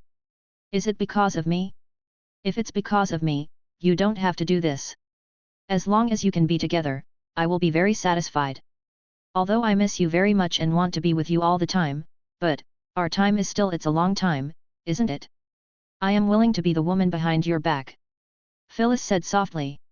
Phyllis's character is like this, she is sensible, and she can clearly distinguish what is important. Sujan was actually planning to spend a day with Phyllis first, and then go find Oliver Queen. After all, 7 days should be enough time for him to complete the main and side tasks. But since Phyllis said so, Sujan could still say what. He kissed her hard and said, "Okay, the woman behind me, I'll go meet this superhero first and I'll be back soon." "Go ahead, honey." Phyllis nodded in response. Sujan slowly stood up and left the hotel. Oliver Queen just came back, and the first thing he did when he came back was to find Laurel, his ex-boyfriend. Speaking of which, Oliver Queen did live up to his reputation as a playboy. When he went to sea 5 years ago, Oliver Queen took Laurel's sister Sarah with him. The two got together and ended up on the ship. But it sank, and everyone was dead. Therefore, when Oliver Queen came back, he came to Laurel to apologize. After the failure, he and Tommy were attacked when he left, which was also the reason why he started his journey as the Green Arrow. Speaking of which, Laurel is indeed very beautiful, and she later became the second-generation Black Canary. The first-generation Black Canary was her sister Sarah, but no one knows about it yet, and that's all for later. Sujan has no interest in Laurel, mainly because her relationship is too complicated. She was Oliver Queen's girlfriend at first. 5 years after Oliver Queen's death, she ended up with Oliver's good friend Tommy. Together, and then she had an incessant relationship with Oliver. Although she didn't end up with Oliver in the end, Sujan only liked the original product. At this time, Sujan was standing on the street corner holding coffee in his hand, looking leisurely at a man and woman in the distance. This couple is Oliver Queen and Laurel. It seemed that the two of them were not having a pleasant conversation. Laurel said something, then turned and left to go back to the law firm. When passing by a man, she said something dissatisfied. This man was Tommy, Oliver Queen's best friend, a typical rich second generation. Tommy shrugged helplessly and walked towards Oliver Queen, and then they went to the alley next to them to get the car. Sujan did not follow them, but watched them enter the alley, and then rushed into a van. Then there seemed to be gunshots, but soon everything calmed down again and the van drove out. After watching the van leave, Sujan chased after it. His speed was very slow at first, but when there was no one around, he flew directly up and followed the van in the air. The van drove around a long way, and then drove into an abandoned factory. The van stopped, and a group of men with masks and guns took Oliver Queen and Tommy inside. Sujan looked up and saw that a window above the factory was broken. His body slowly floated up. Sujan went in through the window and soon saw Oliver Queen tied to a chair and Tommy lying next to him. On the ground. "Tisk, tisk, this treatment is too bad, isn't it?" Sujan shook his head secretly, but who made Oliver Queen the protagonist? What's more, this group of people came to him and wanted to know whether his father also survived with them. Oliver Queen. The man wearing a mask that looked like the Red Skull punched Oliver Queen to wake him up, then pointed an electric baton at him and asked in a deep voice, "Oliver Queen, your father was in that accident, did you survive?" Oliver Queen woke up and looked around calmly, observing the number and equipment of the other party. The man in the Red Skull mask was a little unhappy. "I'm asking you a question, and you need to answer me, do you understand?" The electric baton was placed sharply on Oliver Queen's body, and the strong electric shock made Oliver Queen scream. The man in the Red Skull mask bent over and looked at him. "Did he go to a desert island? Did he say anything to you?" he asked while continuously shocking him with an electric baton. Under the pain, Oliver Queen seemed to give in. "Yes, he said it, he said, I'm going to kill you." Oliver Queen glanced at Tommy, and after confirming that he was unconscious, he looked up at the red hole mask and said in a deep voice, "Should we start?" Sujan couldn't help but become interested and wanted to see what Oliver Queen's skills were like. Chapter 87. Looking at Oliver Queen's sharp eyes, the man in the red hole mask smiled, laughing, as if he was laughing at his overestimation of his abilities. "Are you hallucinating? You are handcuffed to a chair." "Really?" Oliver Queen slowly spread his hands. Now, not anymore. How is it possible? The man in the red skull mask looked at Oliver Queen's hands with some disbelief, and hurriedly prepared to take action. But Oliver Queen reacted quickly, picked up the chair and threw it directly at him, then grabbed the electric baton and shocked another person. At this time, a man in the distance opened fire with a gun. Oliver Queen pulled a man over and stood in front of him. Bullets hit him one after another. When the bullets were fired, Oliver Queen suddenly ran. The man turned and ran, with Oliver Queen in hot pursuit. The movements are quite crisp and neat, which is already very strong for an ordinary person. Especially, what he is really good at is archery. Suji was slightly disappointed. Although Oliver Queen's movements were crisp and neat, he was not so good at it. Sujan was satisfied. Maybe it's because the opponent is too weak and has no chance to perform? Seeing that Oliver Queen was already chasing after him, Sujan thought for a moment, then the ether suit suddenly covered his whole body, and then followed him out. Outside, gunfire rang out. Oliver Queen's physical fitness is still extremely strong, and the tracking movements look very pleasing to the eye, giving it a parkour feel. The movements were very responsive. Soon, you were chasing each other and entered the factory next to you again. Bullets were crackling in an endless stream. Oliver Queen ran at a very fast speed, jumped up suddenly, grabbed the iron rope hanging next to him, and swung in the air. Then he came in front of the man, knocked off his gun, and then turned him around and strangled his neck. Don't kill me!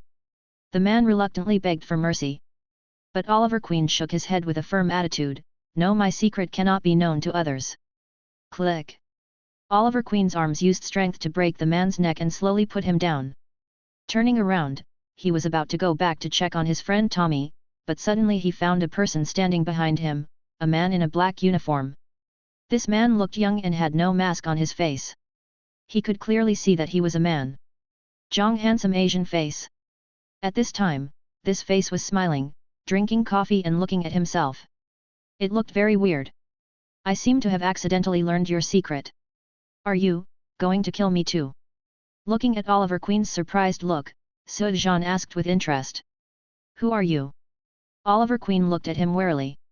This man appeared so suddenly that he didn't even notice that he appeared behind him, and he seemed not to be with the masked men. Want to know who I am? It's simple. As long as you can beat me, I will tell you.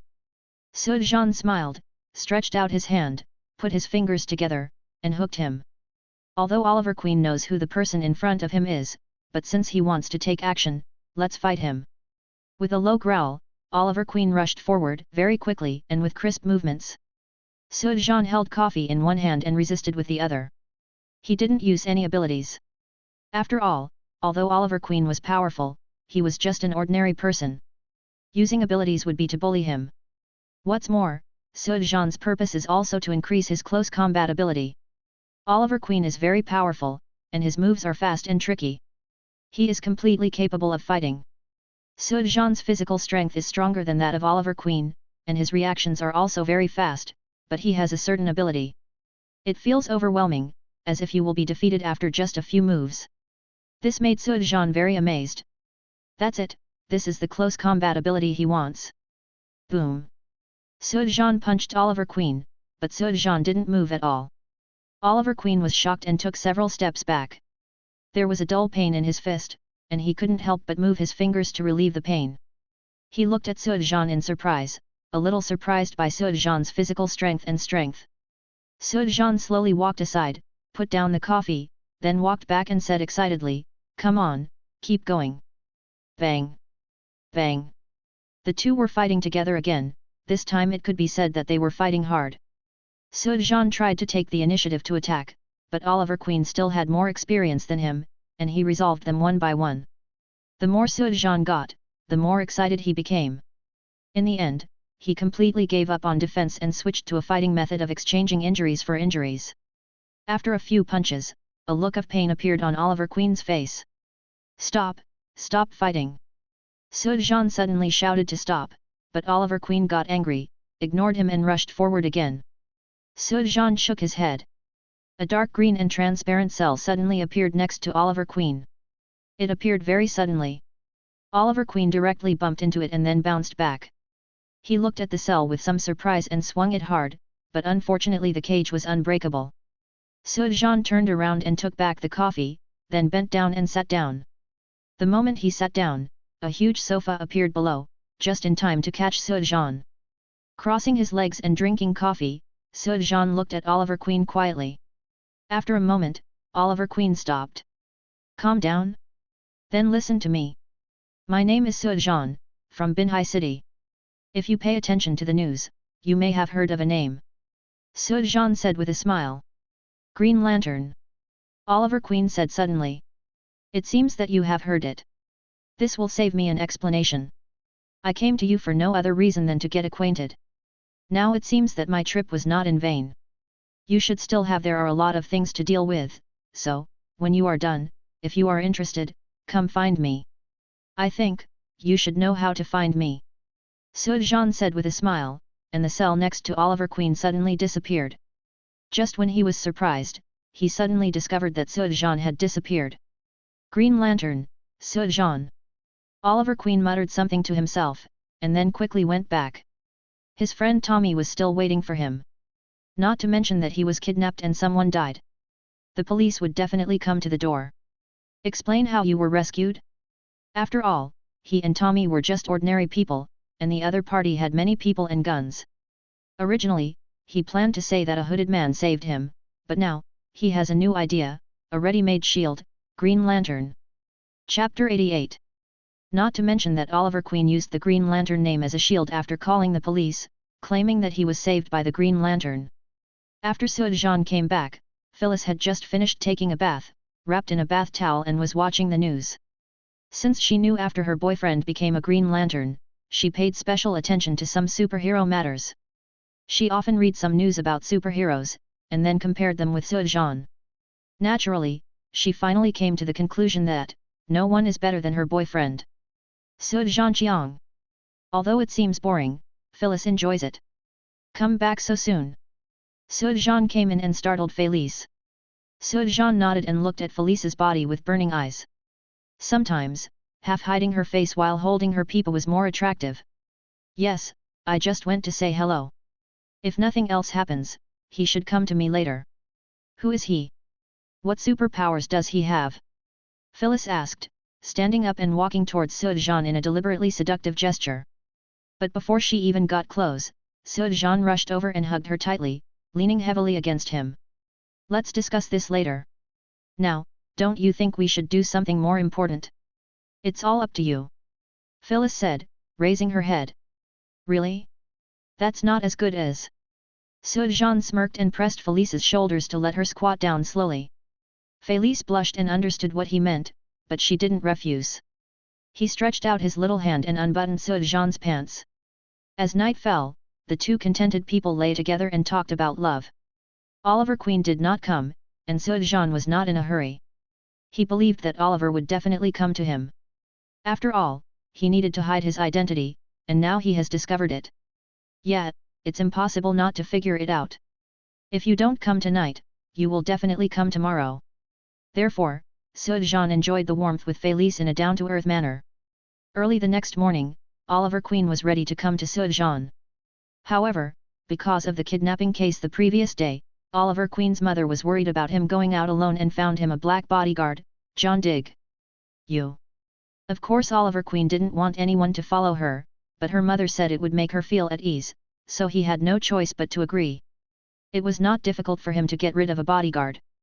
After getting in the car, Oliver Queen chatted with John Diggle and asked about him. This John Diggle was once a soldier and became a bodyguard after retiring. John Diggle introduced his identity and at the same time expressed his strong confidence that he could ensure the safety of Oliver Queen. However, after he finished speaking, he found that Oliver Queen was missing. He had disappeared from the moving car. Yes, silently. After getting rid of John Diggle, Oliver Queen went directly to the hotel. He had already found the hotel where Sujan was staying. He wanted to find out why Sujan came to see him. Moreover, he seemed to know his secret. How did he know it? Bang bang bang. Oliver Queen came to the hotel, found the room where Sujan lived, stood at the door and knocked. After a while, the door opened. Oliver Queen was stunned when he saw the person opening the door. It was not Sujan, but a very beautiful woman. He was stunned, wondering if he was looking in the wrong place, but he heard the woman say, "Are you Oliver Queen? The billionaire who died 5 years and suddenly came back to life? God, I really didn't expect him to say that. The person will be you." He. "Aren't you here to see Sujan?" "Yes." "Come in." Phyllis invited him in and explained, he just got up and was taking a shower. "You can sit down wherever you want." "Thank you. By the way, who are you?" Oliver Queen nodded and asked after coming in. "I'm his girlfriend, my name is Phyllis." Phyllis then remembered that she hadn't introduced herself yet. Oliver Queen. Although the other party knew his identity, Oliver Queen still introduced himself. Oliver Queen could tell that Phyllis was just an ordinary person, and she knew Sujan's identity and did it openly without covering it up. This can be seen from the side that Sujan does not have any malicious intent or conspiracy. Before coming, he also investigated the information on Green Lantern, but unfortunately there was very little information. There was only a brief report, and nothing could be seen at all. "You came." Not long after, Sujan walked out, saw Oliver Queen, said hello with a smile, and sat down opposite him. "I'm just here to figure out your intentions." "What do you mean by looking for me?" Oliver Queen asked directly. Sujan smiled and shook his head, "Don't worry, Oliver Queen. You were in a shipwreck 5 years ago. Everyone thought you were dead, but you survived on a purgatory island in the Chinese waters and even practiced. You have a lot of skills. You came back because you want to save this city and atone for your father's sins. Am I right?" Oliver Queen responded noncommittally. "It seemed that he did know my secret. After talking about you, let's talk about me. You know that I have an identity called Green Lantern. This is just my identity or one of my abilities. This world is very big, or in other words, the universe is very big. There are a group of Green Lantern Corps, simply put, are envoys to maintain peace and are in charge of many sectors. The Earth and the surrounding planets belong to Sector 2814. To a certain extent, they are under my jurisdiction. Therefore, I have many things to do. I'm so busy, sometimes I can't take care of things on Earth. There are all kinds of dangers in this world every day, and similarly, many cities also have their own superheroes guarding them. You, Green Arrow, are the guardians of Star City. So I came to you, partly to get to know you, and partly to see if there is anything I can do to help. Of course, this is also an inspection. Although Sujan has never been to the headquarters of the Green Lantern Corps, or in other words, the Green Lantern Corps has not recognized his identity, it doesn't matter, no one else knows this anyway." "Inspection? What is the investigation?" That's a lot of information for Oliver Queen. He had just prepared to save Star City and save a city, but the Sujan in front of him had already expanded its scope to the entire Earth and even the universe. "Didn't I just say that other cities also have their own superheroes guarding them, but, the horizon is still too small. It should not be limited to the city, but should be wider. When there are some powerful enemies, you alone cannot win fighting against each other, only when everyone gathers together can we hope to defeat the enemy, and this everyone is the candidate for my inspection." Chapter 89. Oliver Queen was still a little confused. He didn't understand why Sujan told him this, and he didn't understand why he was chosen. Yes, he does have some abilities, which are stronger than ordinary people, even better than many people, but after all, he is just an ordinary person, he has no superpowers, let alone the ability to protect the entire Earth or even the universe. Looking at Oliver Queen, who was still confused, Sujan said with a smile, "Actually, I still know a little about you. Some of your actions and things are actually not strictly speaking in line with the standards of a hero. At least most people will, I think so. Heroes fight criminals and bring them to justice without killing them. But the consequence of doing so is that they commit crimes again and again and cause trouble again and again. So, I need you like this, Dark Hero? Methods and means are not important, what is important is, you have a righteous heart. I'm very grateful for your consideration and understanding, but I'm not a hero. I just want to do something for this city." Oliver Queen shook his head and said in a deep voice, "So, although I don't know what is the purpose of the inspection, but I'm afraid I'm not the right candidate." He didn't care about Oliver Queen's polite rejection of Sujan, and he didn't plan to form the Justice League now. It could only be regarded as a concept. It was enough to let Oliver Queen know that he had this intention and idea. What's more, just now, he received a system prompt. Arrow, Oliver Queen, 5% friendly. This 5% friendship level should be increased because of my appreciation for him, right? Although it is a little short, it is a good start after all. Sujan smiled and said to Oliver Queen, you will know later whether it is suitable for you, but now. I think you won't refuse my help, right? For example, I will help you get a secret base so that you can do things more conveniently. After all, a person's power is limited, isn't it? Oliver Queen was really moved. After all, he couldn't reveal his identity or ask for help. It would be best if Sujan could help. But he was really embarrassed to ask Sujan to help for no reason. Worry. His heart was inclined to what Sujan said, but he was not so easy to believe in other people's characters. He has changed a lot in the past 5 years, one of which is lack of trust. That's it. I know there is a place that is very suitable. Time is tight. Let's go there now. Seeing Oliver Queen's hesitation, Sujan didn't give him time to think about it. Only by helping him can you increase your friendship and complete the mission. What's more, there are some things that Oliver Queen would do even without him, so why waste the opportunity to increase friendship? Sujan simply didn't give Oliver Queen a chance to refuse. The energy shield enveloped Oliver Queen and Phyllis respectively, and then Sujan floated out of the window. Suddenly rising into the air, Oliver Queen was a little panicked but did not lose his calm. He curiously studied the energy shield, trying to figure out what it was. Not long after, the three of them slowly fell down. This is my father's original factory. After landing, Oliver Queen looked around and said with some surprise. Sujan nodded and walked in while talking. Yes, this factory is abandoned. Basically no one will come here. After entering, Sujan stamped his feet and said, it should be empty down here, right? As long as this place is opened up, there will be an excellent secret base below. As for the top, you can decorate it into a nightclub, like your Oliver Queen's name, I believe the business will be very good. No one would have thought that this would be the Green Arrow's base, and it would also be an excellent cover for your frequent presence here. Oliver Queen couldn't help but nodded repeatedly. It's indeed perfect. You can do things in the nightclub openly and honestly. As for now, we can take care of things down there first. Okay, I'll prepare things. Oliver said. After all, if you want to break through the ground, you can't do it without hammers and other tools. That's not necessary. Sujan stopped Oliver Queen with a smile, and a huge hammer appeared above his head. Boom! The giant hammer fell, and the ground shook instantly, causing cracks to appear. Sujan frowned slightly, as if he was a little dissatisfied with the effect of the hammer. As soon as he thought about it, the giant hammer turned into a pile driver and began to smash.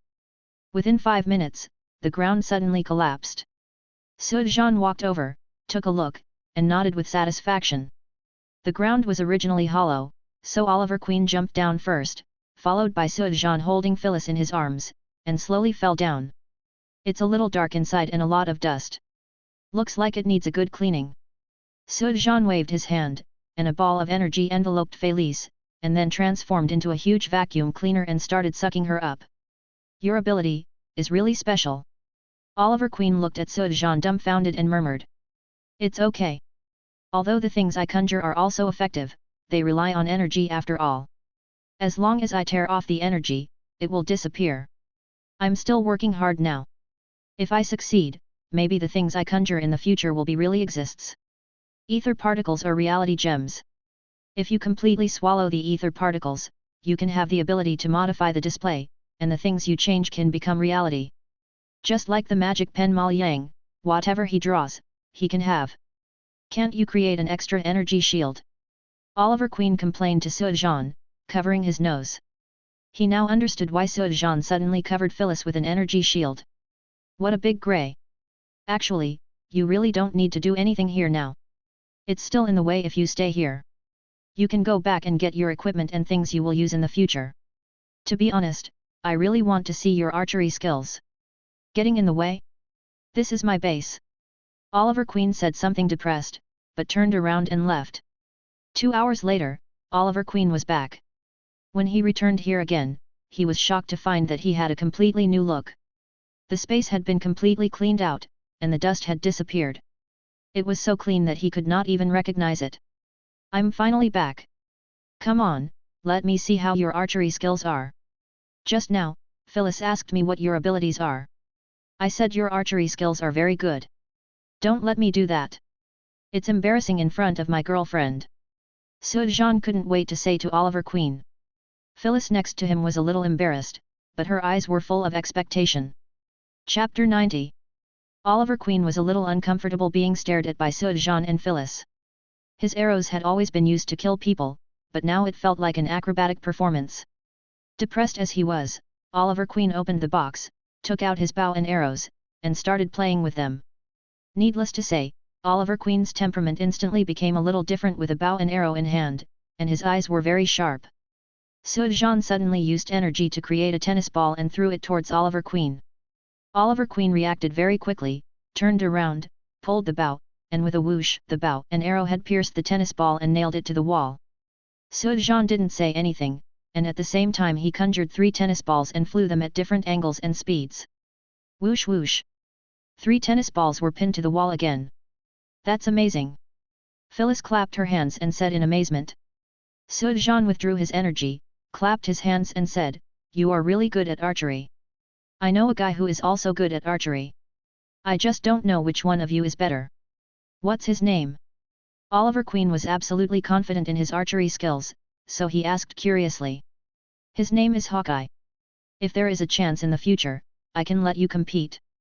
Sujan hasn't had the chance to meet Hawkeye yet, but as a representative of archery in the Marvel world, his abilities are almost the same as those of Green Arrow. They all used bows and arrows, multifunctional arrows. Therefore, Sujan was really curious about who was stronger, Green Arrow or Hawkeye. Hawkeye? I've never heard of this name. If I have the chance, I wouldn't mind competing with him," said Oliver Queen. "How's it going? Do you believe what I said now?" Sujan turned to ask Felice with a smile. Phyllis nodded repeatedly. In her understanding, the so-called superheroes all have special superpowers like Sujan, but Oliver Queen is just an ordinary person. How powerful can he be, no matter how powerful he is? Now seeing Oliver's archery skills, she had to marvel, it was so fast and so accurate. "Okay, my mission is over. I believe you must have a lot of personal matters to deal with, so I won't disturb you. This is my phone number. I will be in Star City during this week. If you need help, you can call me at any time." Sujan used energy to float his number in the air, and waited until Oliver Queen remembered it before hugging Phyllis and leaving. Not long after leaving, Sujan received another reminder. The friendliness level increased by 5% again. Finally, my time as a cleaner was not in vain. Sujan knew very well that Oliver Queen would not ask him for help, at least not in the short term. After all, the opponents he encountered now were not very strong. However, in order to complete the task, Sujan is ready to forcibly increase the friendship level. Oliver Queen came out of the court, legally restored to the fact of his resurrection, that is, restored to his citizenship. When he came out, he happened to meet Laurel, who was about to sue and deal with the triads. Oliver Queen seems to have this name on his list as he remembers from the undercover gangster Summers. Back at the secret base, Oliver Queen investigated this Summers. He was very powerful and had a good background. The Star City Police and the district attorney should be unable to do anything about him, or in other words, they didn't want to stop him. Oliver Queen knows Laurel, and he knows what Laurel thinks. She thinks she is the only one willing to come forward and bring Summers to justice. He is wrong. Oliver Queen, or rather Green Arrow, taking action. In a warehouse, Green Arrow found Summers, easily eliminated his men, and threatened Summers to surrender himself and bear the consequences of his crimes. Oliver Queen believed that this was enough for Summers to surrender, since his life was threatened, but in fact, he was a little naive. There are many people in this world who would not shed tears without seeing the coffin. After Summers responded to the police inquiry, he called in a man. Triad killers. Sujan, who was familiar with the plot, was nearby when Oliver Queen started taking action, and he had been keeping an eye on Summers, so when he was asked to invite the Triad killers, Sujan was also there because he very curious about this killer. Chen Na-Yi, a Triad leader. She wears a red dress, has straight white hair shawl, and her identity is rather mysterious. She only knows that she has a code name called Bci. This nickname really fits her. When she first appeared, Sujan thought she was a white-haired witch. Summers provides a port for the Triad to transport drugs and is considered a partner, so the purpose of inviting her here is to deal with Green Arrow. However, Chen Naiyai obviously had other ideas. She believed that Laurel was the main target, and as long as she killed Laurel, the problem would naturally be solved. Sujan didn't show up and didn't take action. Wouldn't taking action at this time miss the opportunity to increase friendship? Therefore, he just followed Chen Naiyai quietly to make sure he knew when she would take action. Chen Naiyai's location is very hidden, it should be one of the secret locations of the Triads. Sujan found a secret place upstairs opposite her room and sat down, monitoring her every move. In the room, Chen Naiyai stood near the window and slowly took off her red dress. Sujan's eyes lit up slightly when he saw her beautiful and perfect figure. Unlike Phyllis' purely Western appearance, Chen Naiyai obviously he is of Chinese descent and is of mixed race. He feels similar to Sky, even more oriental in appearance than Sky, but his temperament is completely different. He is cold, handsome, and arrogant, especially the white hair, which has a different kind of charm. Men all like novelty and excitement, and Sujan is no exception. After Chen Naiyai took off her skirt, she turned around and disappeared from sight. Not long after, she reappeared, but she had changed into a tight black leather jacket. Although this dress doesn't have the same flavor as the previous dress, it outlines the figure well, especially the legs, seems to be a little thinner than Phyllis. Looking at the clothes Chen Naiyai put on, it was obvious that she was more suitable for taking action. It seemed that she was ready to take action. As expected, Chen Naiyai packed up her clothes and left.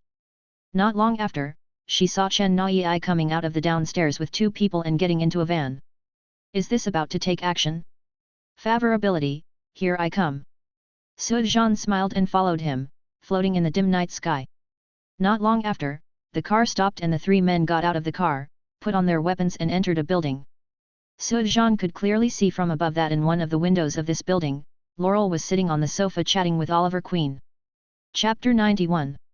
Laurel and Oliver Queen seemed to be chatting happily, and Sujan was impressed by the sight. Sister, is that your ex-boyfriend? Is that the person who hooked up with your sister and killed your sister? Why did you forgive so easily? However, Sujan didn't bother to intervene in other people's affairs. He didn't have any thoughts about Laurel anyway. Silently watching the situation inside, the ether battlesuit was already put on and he was ready to go. Did you hear that? Oliver Queen, who was joking, suddenly asked Laurel in a low voice. Laurel shook her head in confusion. Oliver Queen stood up slowly and vigilantly, picked up the fruit knife next to him, and slowly walked towards the door. Laurel followed him subconsciously. As soon as the two of them reached the door, just heard a bang. The door was suddenly opened with great force, and a man broke in directly. Oliver Queen pulled Laurel and ran away.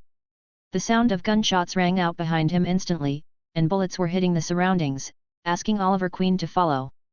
Laurel panicked and fled. Just as he bent over and ran into the bedroom, a man broke the window and entered. Unfortunately, Oliver Queen and Laurel could only turn around and find another hiding place. But as soon as he turned around and ran a few steps, he saw a woman with white hair and black leather clothing blocking the way with two short blades. Oliver Queen frowned and felt worried. At this time, the man who had rushed in from the door had already rushed over, and his gun was pointed directly at Oliver Queen. No place to hide. Oliver Queen subconsciously blocked Laurel behind him, helpless. Boom! Suddenly, gunfire rang out. It was not Oliver Queen who fell, but the man with the gun. Watching him slowly fall to the ground, Oliver Queen was a little unresponsive. Then he heard gunshots ring out again, and it calmed down after a moment. It seems that I came at the right time. A voice chuckled, and then he appeared in front of everyone. It's you. Seeing Sujan, Oliver Queen was surprised but relieved. Green arrow, Oliver Queen, friendliness increased by 30%. A system prompt sounded. Sujan was not surprised. Since he was planning to forcibly increase the friendship level, it would definitely increase. It's just, he didn't expect it to increase so much, 30%. The mission only requires 50%. There was 10% before, but now the total friendship level is 40%. It is only one step away from completing the mission. However, the increase of 5% and 5% before was actually a full 30% this time. Is it because of Laurel? If it were just to save Oliver Queen, it might not be much at all, not to mention that if Laurel wasn't around, maybe he wouldn't need to save himself. Is he the Green Lantern who saved you? Laurel looked at Sujan and said in surprise. Oliver Queen nodded and was about to speak. Sujan said, let's talk about it later. I'll go after the white-haired witch first. Only then did Oliver Queen realize that the white-haired witch had run away at some point. Sujan went after the white-haired witch, while Oliver Queen stayed to comfort Laurel. At this time, there were footsteps again, and Oliver Queen looked warily, only to realize that it was his black bodyguard. If something like this happened, the police would definitely be called. Not long after, Laurel's father, Officer Lance, came with the police. They made sure that Laurel was fine, asked about the situation, and learned that it was Green Lantern who saved them. They couldn't help but somewhat curious. He has also investigated this Green Lantern. He was the one who saved Oliver Queen when he was kidnapped. It is said that this Green Lantern first appeared in Beach City, but there has been no news since then, and now he suddenly appears in Star City. And he saved Oliver Queen twice, why? He asked Oliver Queen in a bad tone, and Oliver Queen naturally denied that he didn't know. In the end, Lance had no choice but to warn him to stay away from his daughter. Let's not talk about the trivial matters that Oliver Queen dealt with after the incident, but let's talk about Sujan going after Chen Naiyai. Chen Naiyai's reaction was indeed very fast. She was worthy of being a killer of the triads. She ran away as soon as she saw the situation was not going well. While running, he also skillfully used anti-tracking methods to try not to be discovered. Half an hour later, Chen Naiyai had arrived at the port, and there was a boat ready for her to leave. In 3 steps and 2 steps, Chen Naiyai jumped on the boat. After she got on, the boat quickly sailed out of the port. Chen Naiyai entered the cabin and then breathed a long sigh of relief. Maybe Oliver Queen and Laurel didn't notice how Sujan did it, but Chen Naiyai could see it clearly. It was a very mysterious and special energy. After being a killer for so long, she also knew that there were many things in this world. People with special abilities, but I have never seen anything like this. So her first reaction was to run. It seems that I was right. At least, he didn't chase. Chen Naiyai seemed to see someone next to her from the corner of her eyes. She quickly turned her head and was stunned for a moment. The dark uniform and the smiling mouth. Chen Naiyai stood up instantly, held up her short blades with both hands, and stared at Sujan. When did he catch up? I thought I had gotten rid of him. Who are you? If you go against the triads, you should know what will happen. I advise you to mind your own business. Chen Naiyai stared at Sujan warily and said in a deep voice. Are you scared? Sujan said with a smile. Usually you only use old-fashioned threats like this when you are scared. If you are not scared, you should just rush up and do it. Afraid? Hey, I've never been afraid. Chen Naiyai said coldly. Really? That's the best. Sujan smiled. Although Chen Naiyai spoke firmly, she felt very unsure, especially when she heard the noise outside. The ship seemed to have stopped. It was obvious that the ship was probably controlled by the person in front of her. Either fight or jump into the sea and run away. There seemed to be no other choice. However, the success rate of these two options is probably very low. After a moment of silence, Chen Naiyai gritted her teeth and decided to fight. Drink. With a soft drink, Chen Naiyai waved her double blades and rushed towards Sujan. 1 step, 2 steps. In the blink of an eye, Chen Naiyai was in front of her, but Sujan still didn't react. This made Chen Naiyai feel happy, and the short blade had already stabbed towards his vital part. Heart. The short blade stopped abruptly just an inch away from her heart. Chen Naiyai found that she couldn't move. She tried all her strength, but she couldn't move the short blade forward. Chapter 92. Chen Naiyai looked at Sujan with a pale face, and struggled to shout, You, what did you do to me? I didn't do anything, I just wanted to tell you how big the gap is between you and me, so that you can give up your plan to fight to the death.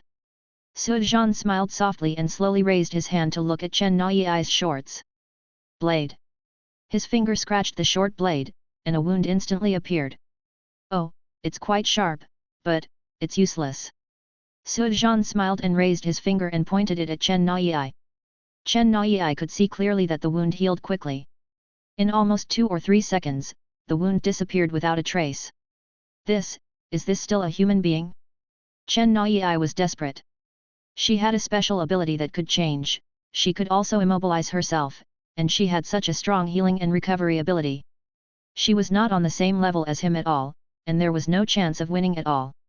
What do you want to do? If you want to kill, just give me a good death. Chen Nai shouted in a deep voice. Su Zhan smiled and shook his head, don't worry, it's a long night, we have a lot of time, don't we? Actually, I don't have to kill you. After all, from a certain point of view, you have helped me. Without you, my affairs may not be completed so smoothly, so. Are you willing to let me go? Chen Nai suddenly felt hopeful. So, at least I won't kill you, at least not this time. Su Zhan paused and said. As for letting you go, it's not impossible, but, even though it's not very difficult to catch you, I can't let my trip go in vain, right? What on earth do you want? Chen Nai could feel that he had no murderous intention towards her, but she didn't know what he wanted and how to let her go. Didn't I just say it? It's a long night and it wouldn't be boring if there was nothing to do. You have a very good figure. How about dancing? Su Zhan slowly walked to the wine cabinet aside and took out the wine. I poured myself a glass, then walked to the sofa and sat down, crossing my legs, and withdrew my thoughts. Chen Nai regained her freedom and turned around quickly. Dance. She looked at Su Zhan in confusion, this request was a bit too unbelievable. Yes, dancing, of course, I'm talking about the kind of dance that gets cooler the more you dance. Su Zhan said. Chen Nai realized in an instant that he actually wanted to do a take off his clothes dance. You, don't go too far, kill me if you can. Chen Nai said angrily. Su Zhan shook his head. I said I won't kill you this time. But I have many ways to make you surrender. Believe me, it's definitely harder to accept than dancing. Are you considered a hero? Chen Nai said. Su Zhan spread his hands, heroes are human beings too, and they also have pursuits and hobbies, okay? What's more, I didn't kill you, and I didn't capture you and imprison you. It's pretty good, right? After all, you were almost there just now, how can I do it without making you pay some price for hurting my friend? Chen Nai didn't know what methods Su Zhan would use to deal with her and make her surrender, but she didn't want to die. After hesitating for a long time, Chen Nai gritted her teeth and started to swing stiffly. Su Zhan smiled softly and glanced at her approvingly. Perhaps she had already jumped on it. Chen Nai gradually let go, her movements became wider, and her clothes gradually faded away. Su Zhan looked at it very seriously, and his eyes were not obscene, as if he was really appreciating the dance. This look made Chen Nai feel relieved, and the embarrassment in her heart became much less. She felt a sense of satisfaction, and this sense of satisfaction is due to Su Zhan's appreciation and seriousness. Chen Nai felt that she was crazy. She was still satisfied with such a humiliating thing, and she even danced more seriously without knowing it. She had no idea that her originally cold expression was now a little more feminine. She was naked and had been dancing for who knows how long. Chen Nai was showing off her waist skills with her back to him, but she suddenly felt a sudden wind blowing around her, making her shiver slightly. She subconsciously turned around, but Su Zhan has disappeared. Chen Nai stared blankly for a long time and didn't seem to react. He just left like this? Did you really just let yourself go after watching yourself dance for a while? Chen Nai really couldn't believe it. Inexplicably, she actually had an idea. Is it because I have no charm, so I can't attract Su Zhan? After watching this dance, I don't even have any ideas for the next step? Anyway, he's gone. Chen Nai breathed a sigh of relief, suppressed the feeling of worrying about gains and losses, and prepared to leave Star City. Isn't Janai attractive? Of course not. Doesn't Su Zhan have any ideas? Neither. Being able to convince such a ruthless female killer is a great sense of accomplishment for Su Zhan or any man. It's just that he has other things to do. Chenavai's move this time was quite big. Summers must have known that she had missed the target, and he also knew that Green Arrow would definitely come to find him, so he would definitely run away. This is an opportunity. An opportunity to kill 3 birds with 1 stone. First of all, the main mission is to protect Star City with Green Arrow. Defeating Summers, a gangster, naturally also protects Star City. Secondly, side mission 1, working with Green Arrow, can also be completed by the way. Moreover, there are 3 irons in men. We carried guns together, we passed out of windows together, we did whatever. This is the easiest way to increase friendship. Working together can definitely increase friendship, but I don't know how much. There are still 3 days left. If everything goes well, you can complete the task directly and relax in the rest of the time. Sujan went directly to the secret base and waited for a while. Oliver Queen was already here. Seeing Sujan, Oliver Queen was stunned for a moment, and then thanks, brother. Sujan shook his head, it's just a little effort. By the way, I let the white-haired witch go. Of course. I also made her pay a price. What price? Oliver Queen was a little surprised. Well, it's not important.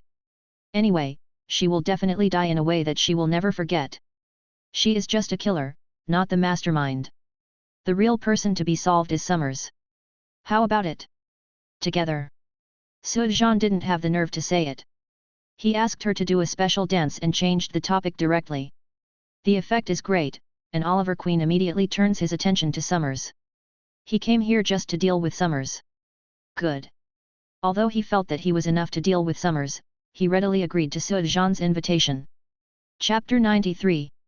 Oliver Queen is all dressed up, including his Green Arrow uniform, bow and arrows, and his eyes are painted with green paint, which makes him look a little bit interesting.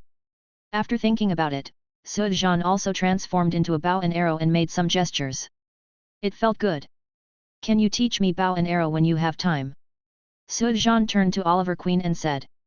Oliver Queen asked in confusion, you have so many abilities and are so powerful, but you still need a bow and arrow. Well, I think it's quite good to use for coolness. Oliver Queen was instantly confused and felt like he didn't want to talk to him. In Sujan's opinion, his proud ability was just for being cool. He really wanted to kill him with one arrow, if he could. Let's go. Sujan was just joking, the energy enveloped Oliver Queen, and the two of them flew out. Port Terminal. Summers was packing his things and preparing to run away. He hurriedly loaded up his things and asked the men next to him, is the ship ready? The subordinate took out the walkie-talkie and contacted, is the Wallace ship ready? Wallace. There was a busy tone on the intercom, but no one answered. The men felt something was wrong, so they shouted a few more words tentatively, and Summers' movements also slowed down. Wallace isn't here, but I am.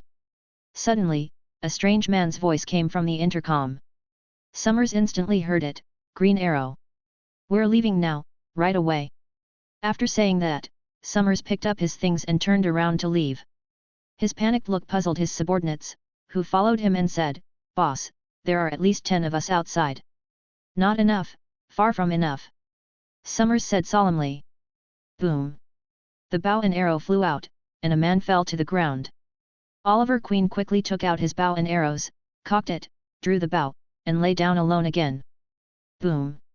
The sound of gunshots suddenly rang out, and Oliver Queen turned his head and found that a huge shield appeared behind him, blocking it. Not far away, a man was holding a gun, looking at all this in surprise. Thanks. Oliver Queen shouted, Sujan next to him smiled, and the shield hit the man directly, knocking him to the ground and flying out. There are a lot of people here, the surroundings are relatively messy, and it's dark, so it's very suitable for concealed shooting. They were all ordinary people, not counting soldiers and generals. Sujan was too lazy to take action. He only occasionally helped Oliver Queen block bullets. It didn't take long before they were all solved. Oliver Queen saw Summers escaping and hurriedly chased after him. However, Summers ran very fast and was familiar with the terrain. Oliver Queen's attempts failed several times and he actually let him run away. Damn it! Oliver Queen was extremely annoyed and continued to chase unwillingly. Sujan suddenly flew by, leave it to me. You should retreat first. The police are coming. Oliver Queen was a little reluctant, but he had already heard the sound of police cars in the distance. Leave it to you. In desperation, Oliver Queen had no choice but to withdraw. He believed that Sujan would not miss. Summers ran wildly and looked back, worried that Green Arrow would catch up. He would be able to get on the boat right away. As long as he got on the boat, he would be safe. Thinking of this, Summers breathed a sigh of relief, turned around and continued running. As a result, when he turned around, he suddenly found a person standing in front of him, waiting for him with his hands on his shoulders. Summers was startled and hurriedly tried to change direction, but a ball of dark green rope suddenly entangled him and instantly hung him up. You! Summers was about to speak. Sujan had already floated in front of him and raised his hand. Pop! Pap! Pap! Sujan slapped him with several slaps in succession. How could Summers withstand Sujan's strength? After a few slaps, stars appeared in his eyes and his face was as swollen as a pig's head. Look up and look at me. Sujan took out the phone and dialed up the recording settings. His voice was cold.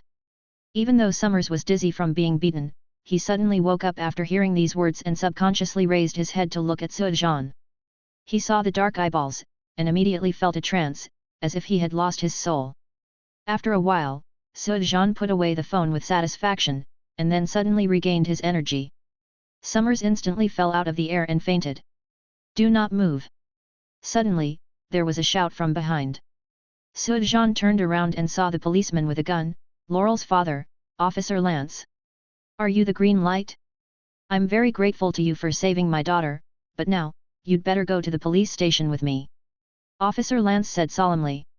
Sujan shrugged, I'm afraid not. Although I have no intention of hiding my identity, I don't want to waste time. I'll help you catch him, so I'll leave first. After saying that, Sujan slowly floated up and was ready to leave. Officer Lance was startled when he saw Sujan flying up. When he saw that he was about to run, he felt a little panicked and subconsciously shot him. Bang! Bang! The bullet hit Sujan's face and was blocked by the energy of the lamp ring. Sujan didn't expect that he would actually shoot. After all, he was his daughter's savior and helped him catch Summers, right? Although he looked frightened, it still felt unpleasant. Snort! Sujan stared at him and snorted coldly, then disappeared. At that moment, Officer Lance felt that his back was soaked.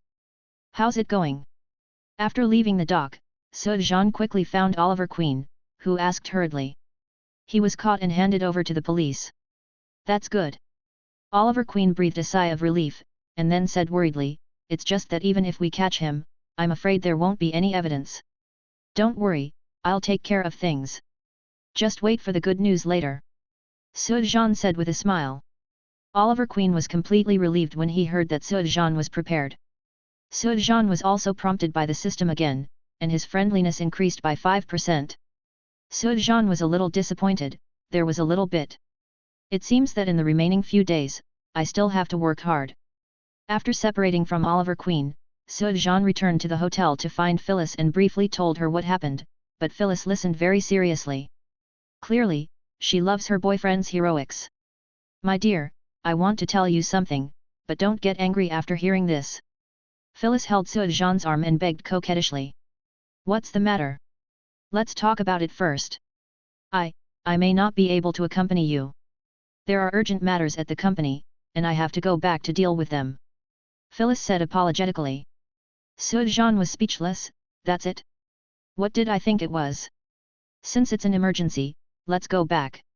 Anyway, I have to leave in a few days, and I won't be back for at least half a month. How about this, I'll take you back, it's better than you should fly quickly to save time. Actually, there's something else we can do before we leave. Phyllis said in a low voice. Sujan chuckled, are you sure? If we really do something, I'm afraid you won't be able to leave tonight. Chapter 94. The morning sun enveloped the earth, and the breeze blew the curtains. Sujan and Felice woke up from their sweet dreams.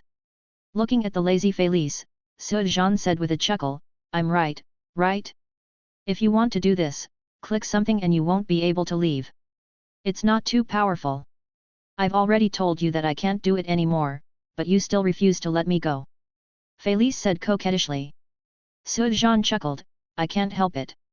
Who told you that my man is too powerful? Be good, get up and clean up, and then I will take you back. I don't have the strength, you pick me up.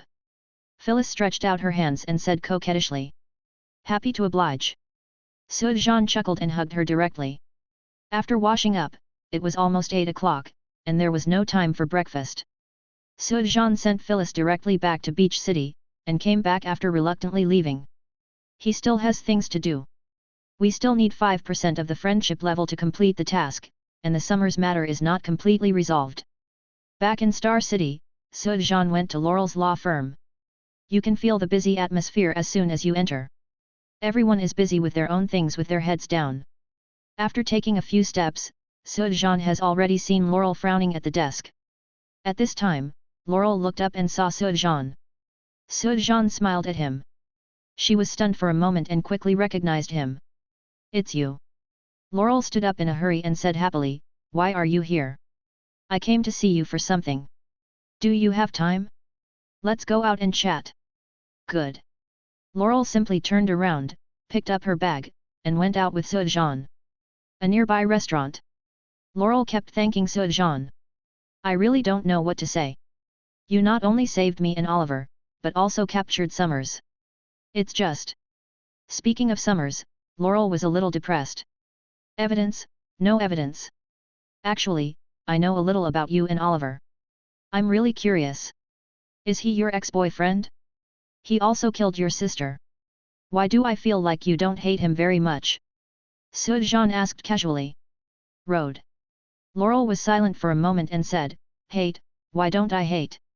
In fact, although he is my ex-boyfriend, but, we were not together for a long time, and nothing happened.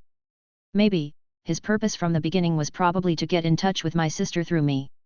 If I had known what would happen, even if it was just for a short time, or even a nominal boyfriend and girlfriend, I would never have agreed. Hey! This is unexpected news. From the tone of her voice, it seems like her relationship with Oliver isn't very good, right? I didn't forgive him, but when I saw him, I thought of my sister, you know? It's like a kind of sustenance. Laurel looked at Sujan and said. Sujan nodded and asked with a bit of gossip, what about Tommy? Tommy? What does it have to do with Tommy? Laurel looked at Sujan blankly. No, doesn't it matter? Sujan felt a little confused. This reaction was wrong. Could it be that he had remembered the plot wrong? Or, is this world different from what I remember? You weren't with Tommy. How is it possible? Laurel said excitedly, how could I be with Tommy? I knew Tommy when I met Oliver. We just knew each other and took care of each other. After all, during those days, he lost his best friend, and I lost my sister. Well, maybe I was wrong. Seeing how confident Laurel looked, Sujan was 100% sure that some things in this world were different from what he remembered. What is this? Butterfly effect, or what? But think about it, many things in the main Marvel world don't match his memory. Well, I have something here that you might need. Sujan took out his phone and played a recording. After hearing the contents of the recording, Laurel immediately said excitedly, great, with this evidence, Summers will spend his whole life in a cell. Do you want it? Sujan asked with a smile. Of course, you will give it to me, right? You are a hero who punishes rape and eliminates evil, aren't you? As expected of a lawyer. Sujan smiled and said, as long as you answer me a question to satisfy my curiosity, I will give you this recording. What is the problem? Are you still a virgin? Sujan asked directly. Laurel was stunned. Why do you ask? You just have to answer me, yes, or no. Laurel's eyes averted and she didn't speak, but she nodded slightly. That's it, give me the phone number and I'll pass it on to you. Sujan smiled with satisfaction. Laurel hurriedly took out the phone, and Sujan sent the recording and saved the number at the same time. Laurel saw Sujan save his number, but did not stop or refuse. Okay, I've given you the things, and this matter is finally over. I should stay in Star City for a few more days, and then I'll leave. Back to Beach City? Laurel asked. Sujan smiled, it seems you know me very well. Green Lantern, your news has spread widely. There is also a Green Arrow who seems to be local to Star City. Do you know who it is? I know, but I can't tell you. Then, can you tell me what your name is? Laurel was a little disappointed, but she didn't care much about Green Arrow. Sujan. Sujan, I remember. Laurel murmured. Okay, it's almost time, so I won't bother you, a barrister, to plead for the people.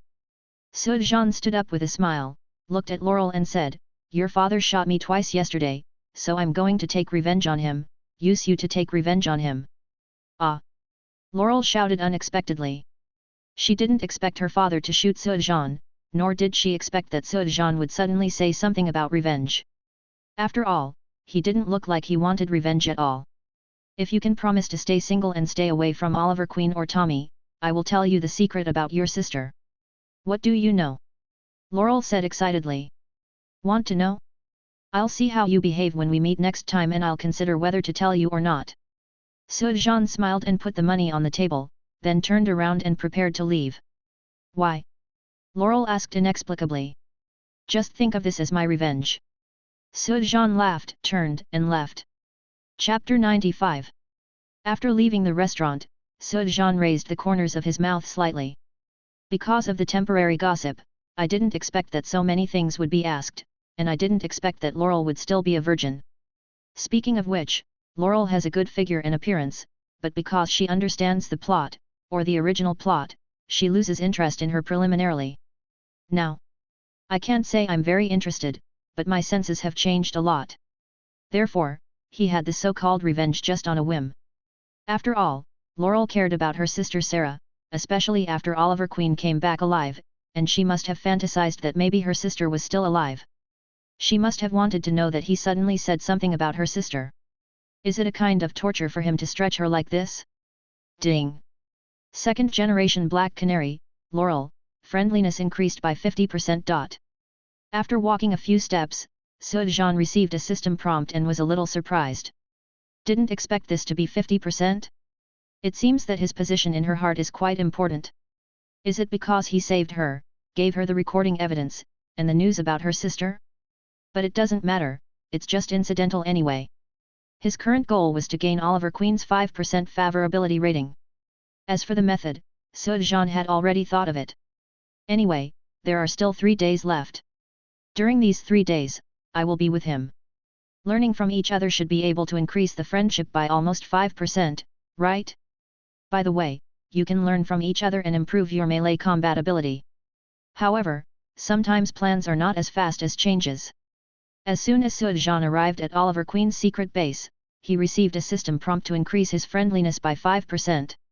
When I met Oliver Queen, I realized that he already knew that he had given the evidence to Laurel and could bring Summers to justice. It was for this reason that the friendship level increased by 5%. The main missions and side missions are all completed. This instantly relaxed Sujan's mood.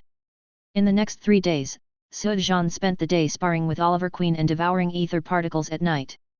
He lived a very leisurely life. I have to say here that Sujan has made very rapid progress. His physical fitness and explosive power are better than Oliver Queen in all aspects. What he lacks is experience and skills. After these 3 days of competition, you can feel that he has greatly improved every day. On the first day of the battle, Sujan did not use his abilities. Putting aside his physical fitness, just in terms of skills, the result of the competition was that Oliver Queen still had the upper hand. On the second day, it was already close to a draw, and by the third day, Sujan was occasionally able to win. According to Oliver Queen, Sujan is like a sponge, absorbing water very quickly and having very strong understanding. The only thing he lacks now may be experience. Suzandeo agreed with this point. Having ability is one thing, using ability is another thing. Experience is very important. You are leaving. Sujan told Oliver Queen that he was ready to leave, but Oliver Queen was a little reluctant to leave. After just a few days of getting along with him, he felt that Sujan was like a comrade he had known for many years. Well, I have other things to deal with, so I'll leave Star City to you. Sujan said with a smile. Well, bon voyage. Fair wind. After saying goodbye and leaving, Sujan found a deserted place and left from the dungeon plane. This time he was not in a hurry to enter the supernatural plane, nor did he erase the Green Lantern plane and choose a new plane. The main reason is that he doesn't know which plane to go to at the moment, or in other words, he doesn't lack anything at the moment, and it won't be too late to go in when needed. What's more, the White Queen and Magneto are eyeing her, and she is worried that something will happen if she leaves for too long. System, what are the rewards for this mission? Sujan returned to the main world of Marvel, appeared in his room, and then asked the system, Very rich. The system's voice sounded a little fluctuating. It seemed that the reward this time should be very good. What will happen if I don't enter the remaining planes? Can I enter at any time, and then recalculate the refresh time after leaving, or will the refresh time be unified with the green arrows plane? Sujan asked. You can enter at any time. The refresh time of the dungeon is independent, based on the time you leave the dungeon. That's good. Just don't waste the copy time. Sujan came out of the room and asked about the status of the project. They were all used to Sujan's sudden disappearance for several days. Seeing Sujan return, Huan said, Boss, I need to ask you for something. What's up? That's right, Peppapazi, also known as Little Pepper, said that we can actually find someone to build our foundation. Although the cost may be higher, the speed will be very fast. Keep talking. Sujan said casually. Yes, Pepe said that there is an organization or company called Damage Control, which is responsible for cleaning, recovery, and reconstruction. They have very advanced engineering technology and can complete the cleaning and reconstruction work in a short time. This company it's very mysterious. It is said that it cooperates with government departments, S.H.I.E.L.D., and some private companies, including Stark Industries. It specializes in repairing buildings damaged by superheroes and criminals. During the Battle of New York, after the war, a large part of New York was rebuilt by their company, which is very efficient and reliable. So, what Pepe means is that if it is left to them, it will be much faster. How fast? 1 month. It's because the time is very fast, that's why boss needs you to take attention. If the time is about the same, there is no need to consider them at all. A month? This is really fast. In fact, Sujan had suspected such a company a long time ago. After all, the world of Marvel almost always develops turmoil, wars, and alien invasions. The damage caused is patchy, but soon it will be again. Everything has been rebuilt and returned to normal, which would have been impossible without a company like this. It's impossible for the government to maintain so many engineering teams specifically responsible for reconstruction, right? Where's Little Pepper?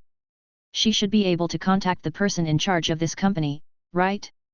I'll see you first. Sujan originally hoped to build the base as soon as possible. It would be great if this company was reliable. Therefore, Sujan planned to meet him first to see if he was reliable before making a decision. I'll go talk to Peppa Pig. Twinkle nodded and turned around to find Pepper. Chapter 96. Xiao Qiao came very quickly. When he saw the Soviet Union, he greeted him emphatically and then gave a serious and brief summary of the company. By the way, he also said that the reason why he thought of this company was because it was in New York.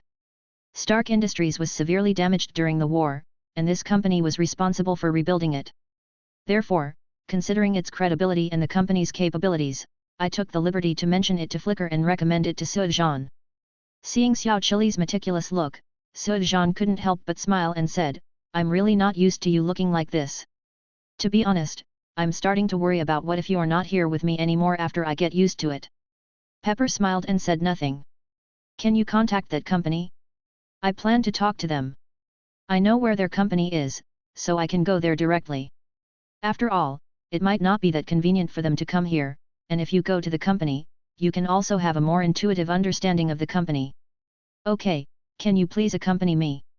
I have to say that Xiao Qiao was indeed thoughtful. Shall I call for Twinkle? During this period, Little Pepper also knew a lot of things. If he wanted to go out here, he could only trouble Twinkle. After all, this place is not close to the coast. No, I'll just take you there. Do you want to fly?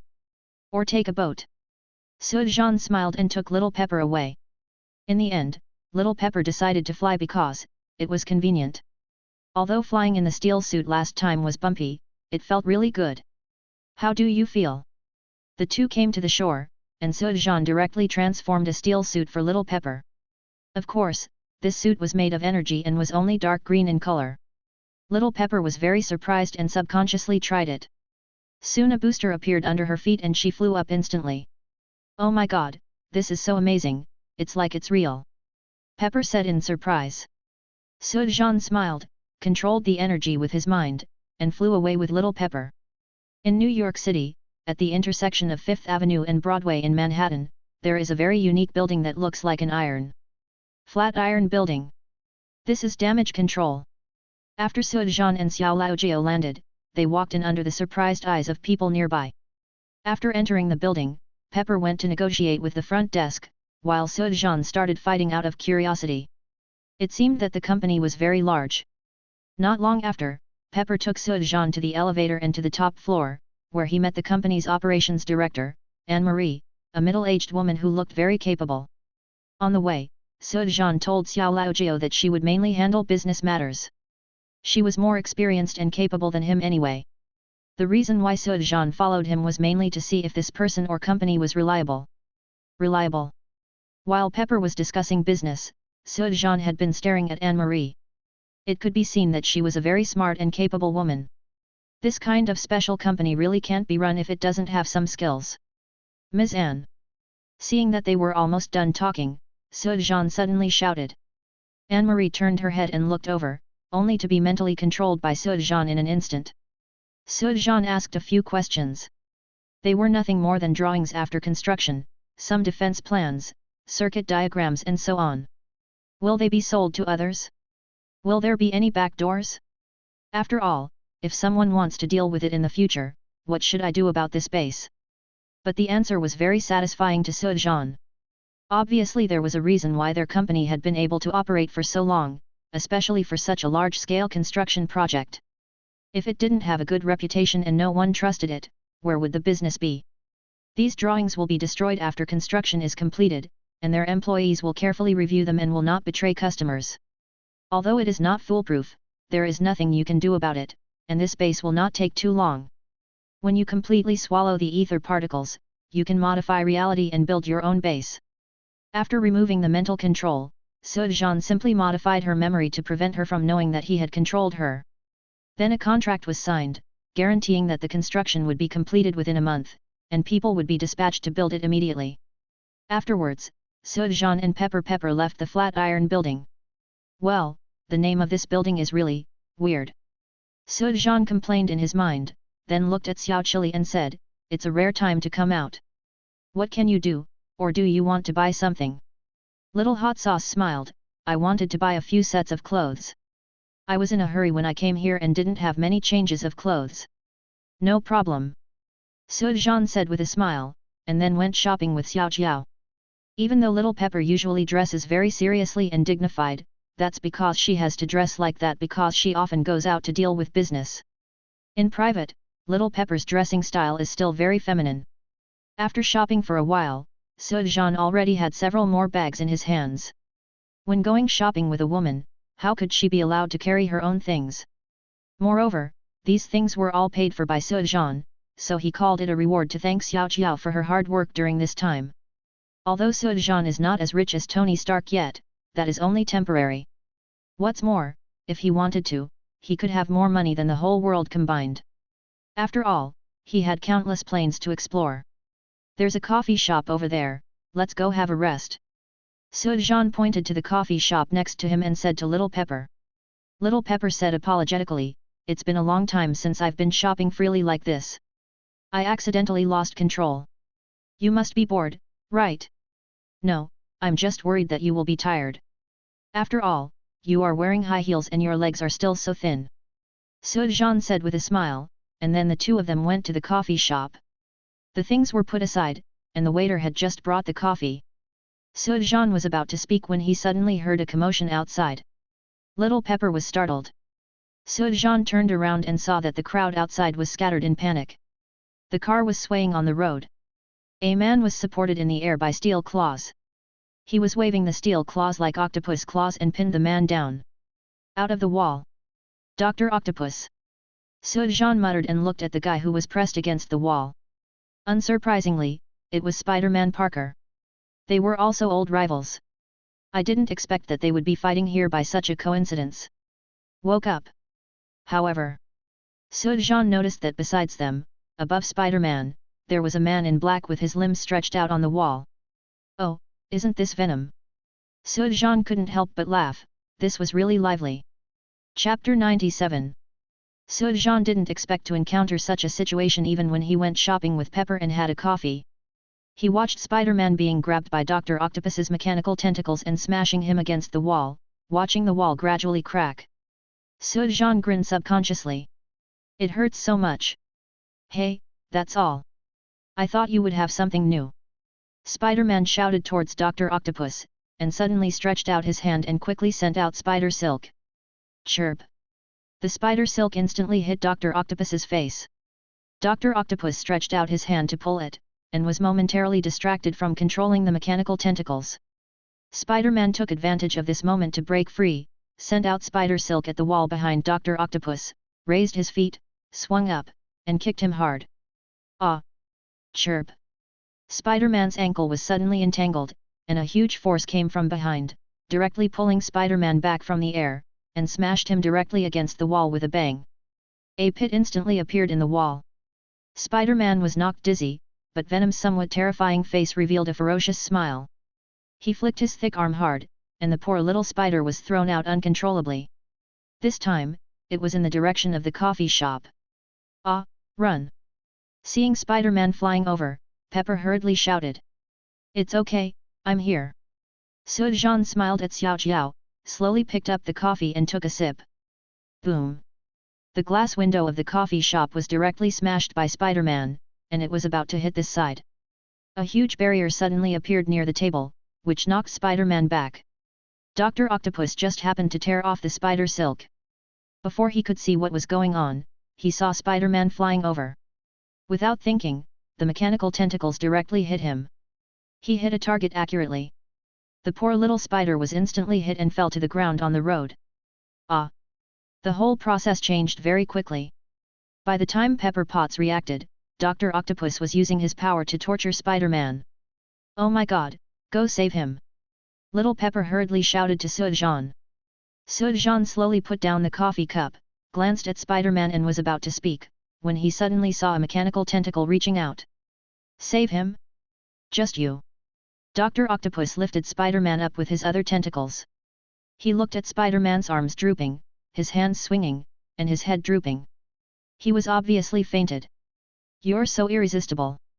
Sujan curled his lips and didn't even look at the arrogant Dr. Octopus. Instead, he glanced at Venom who had been lying on the wall with interest. I don't know if I can swallow this venom if I get it. You're watching here, this coffee tastes really good, so you'd better drink it quickly. Sujan said to Xiao Chili with a smile, slowly stood up and walked out. Haha, what are you doing here? Do you want to save Spider-Man? What about you? I can crush you to death with just one tentacle. The mechanical tentacle stretched out and dangled in front of Sujan. Sujan frowned slightly and said calmly, actually, I have no objection at all to you teaching Spider-Man a lesson. This guy really needs a lesson. But who told you to choose a bad place? You just interrupted our coffee, that guy. Since all the beautiful ladies have spoken, I can only do it reluctantly. So, who of you comes first? How about, the one on the wall comes first? Sujan turned to look at Venom. Ha ha ha. I think you are either crazy or impatient. You actually want him to come first? Do you know who he is? That is Venom, a venom stronger than Spider-Man. Dr. Octopus saw Sujan was so overwhelmed that he actually wanted to provoke Venom and couldn't help laughing and taunting him. He can kill you with just one finger. Really? Sujan turned around without comment, his eyes burning, full of fighting spirit. At that moment, Venom felt like he was trapped in an ice cave, dangerous, very dangerous. Venom climbed on the wall and remained motionless, as if he hadn't heard anything. Dr. Octopus was a little confused. He knew Venom's character very well, and he was definitely not someone who could swallow his anger. Finally, he saw Venom move. That's right, kid, you'd better run, maybe you can live a few more seconds. Dr. Octopus stopped abruptly before he finished speaking, as if someone had grabbed his throat. He looked at Venom running away in disbelief, unable to believe his eyes. It's moving, Venom is indeed moving. But Trademark didn't go to kill the ignorant boy in front of him at all, but ran away. Run, run? Why did he run away? Dr. Octopus muttered. Maybe you were scared away by me. Sujan was a little disappointed when he saw Venom running away like that. It seems that his fighting intention was too obvious just now. He felt threatened and ran away without fighting. Scared away? You said Venom was scared away? Are you kidding? Who do you think you are to scare Venom away?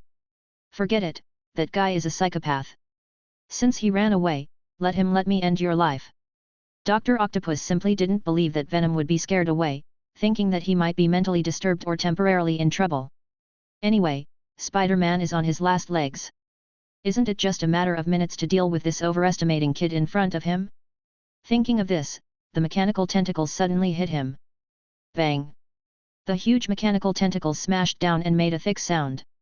The ground cracked and cracked, dust flew up, and smoke enveloped the area. Ha ha ha, boy, you are just an appetizer.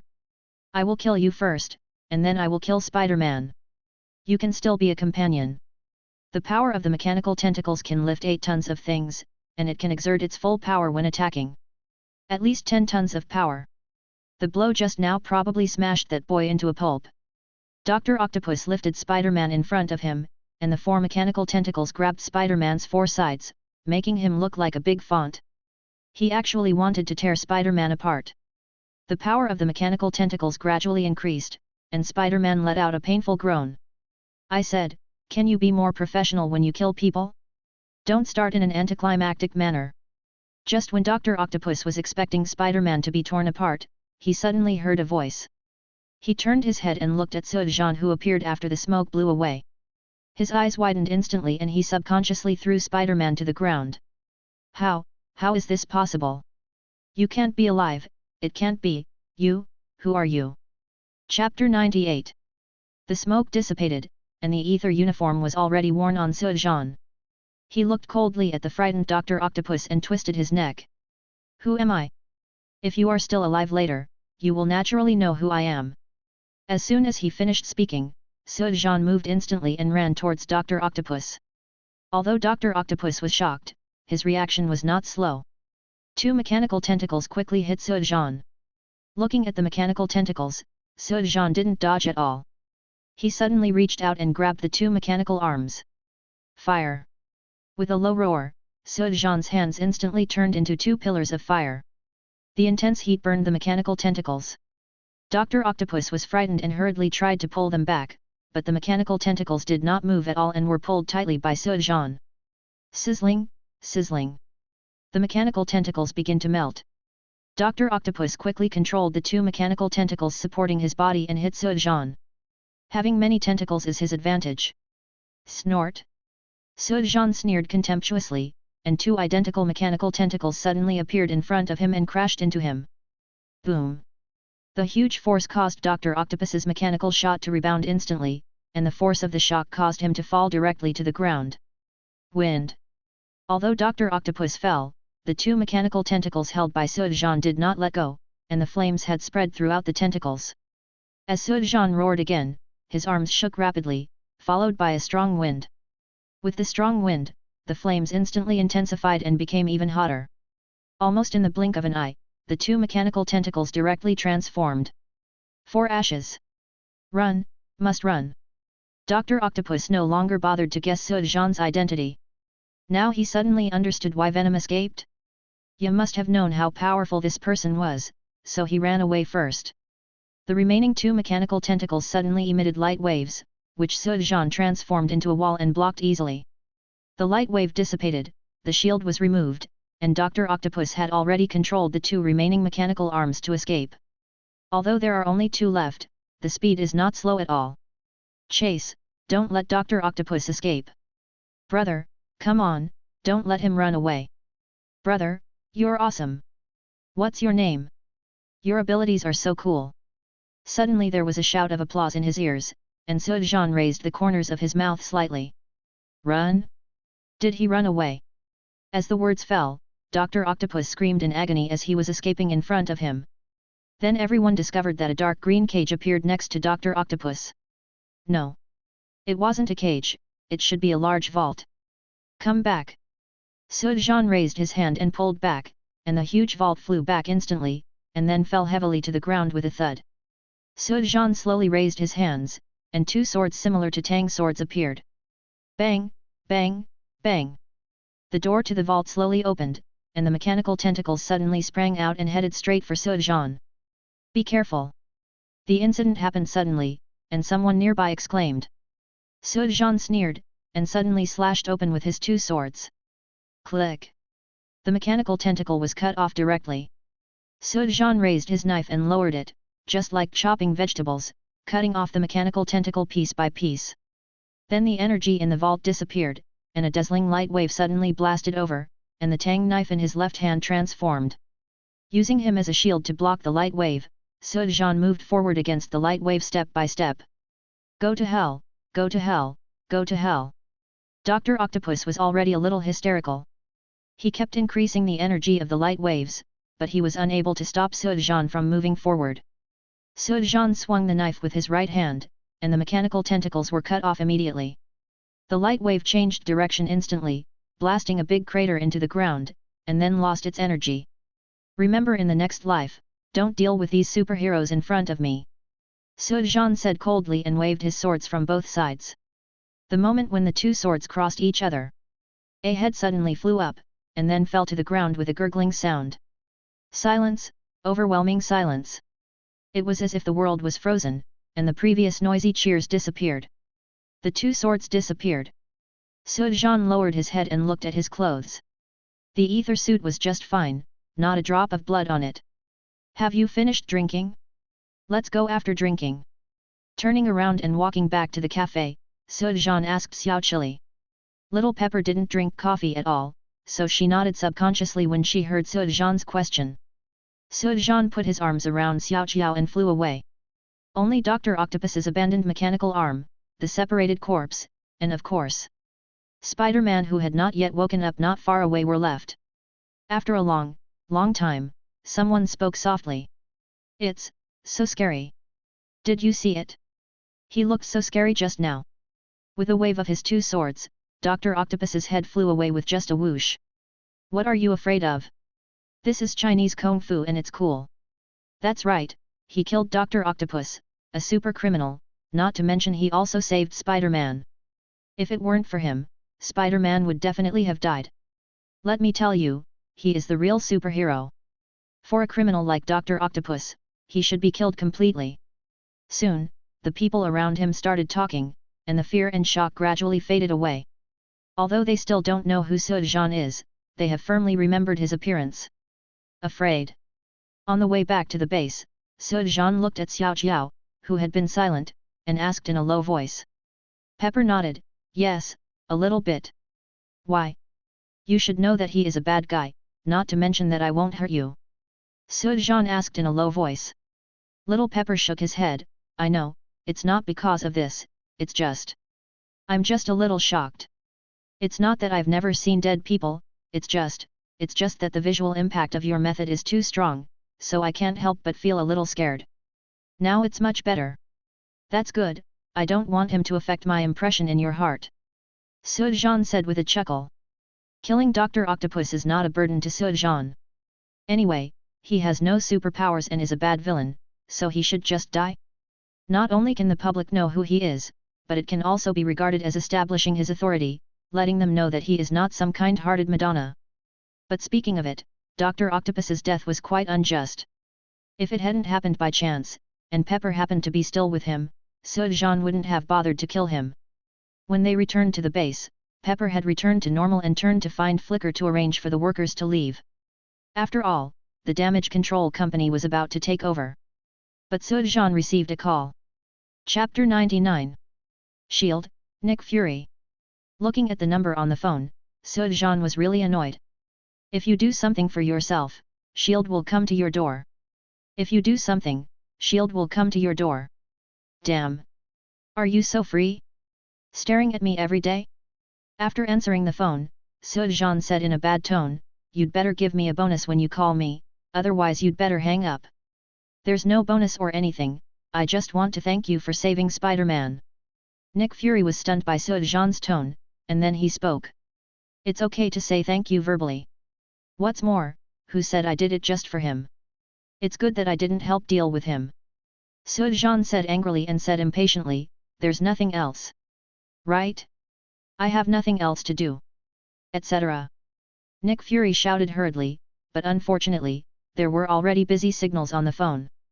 This guy!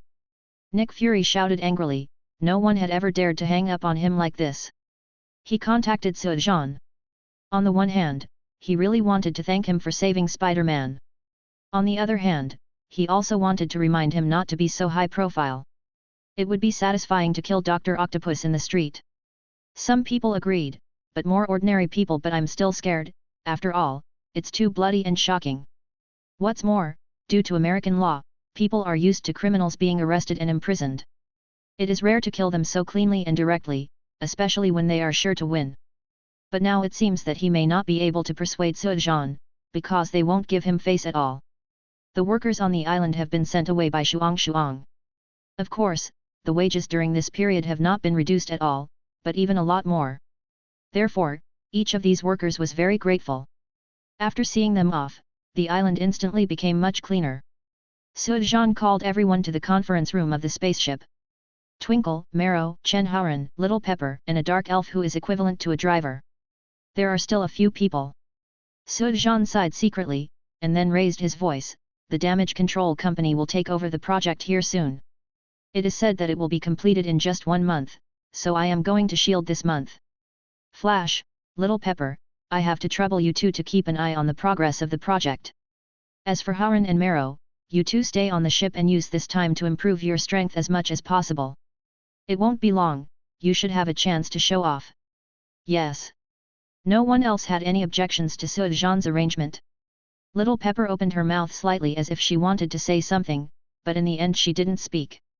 Of course Sujan saw Zijiao's reaction, but he pretended not to notice. Little Pepper stayed here to repay his kindness, and he made it clear that he stayed to help with the construction of the foundation. Once the construction is successful, Little Pepper will probably leave. Just now, he hinted that he was used to her presence and what to do if she left, but Little Pepper didn't respond. So Sujan forcibly arranged the task for her. The base hasn't been built yet anyway, not to mention that you contacted this company, so you must stay here and follow. As for after the base is built, think of other ways to keep Little Pepper. Master, we detected someone approaching here. The dark elf suddenly whispered. Oh? Can you see who it is? Sujan asked, and the dark elf operated quickly. After a moment, the picture appeared on the screen. A speedboat was sailing in here quickly. When he saw the people on the speedboat clearly, Sujan was a little surprised. She raised the corners of her mouth slightly, finally knowing why he came suddenly. Call me boss like them from now on. Sujan said to the dark elf. The dark elf was ecstatic and nodded repeatedly.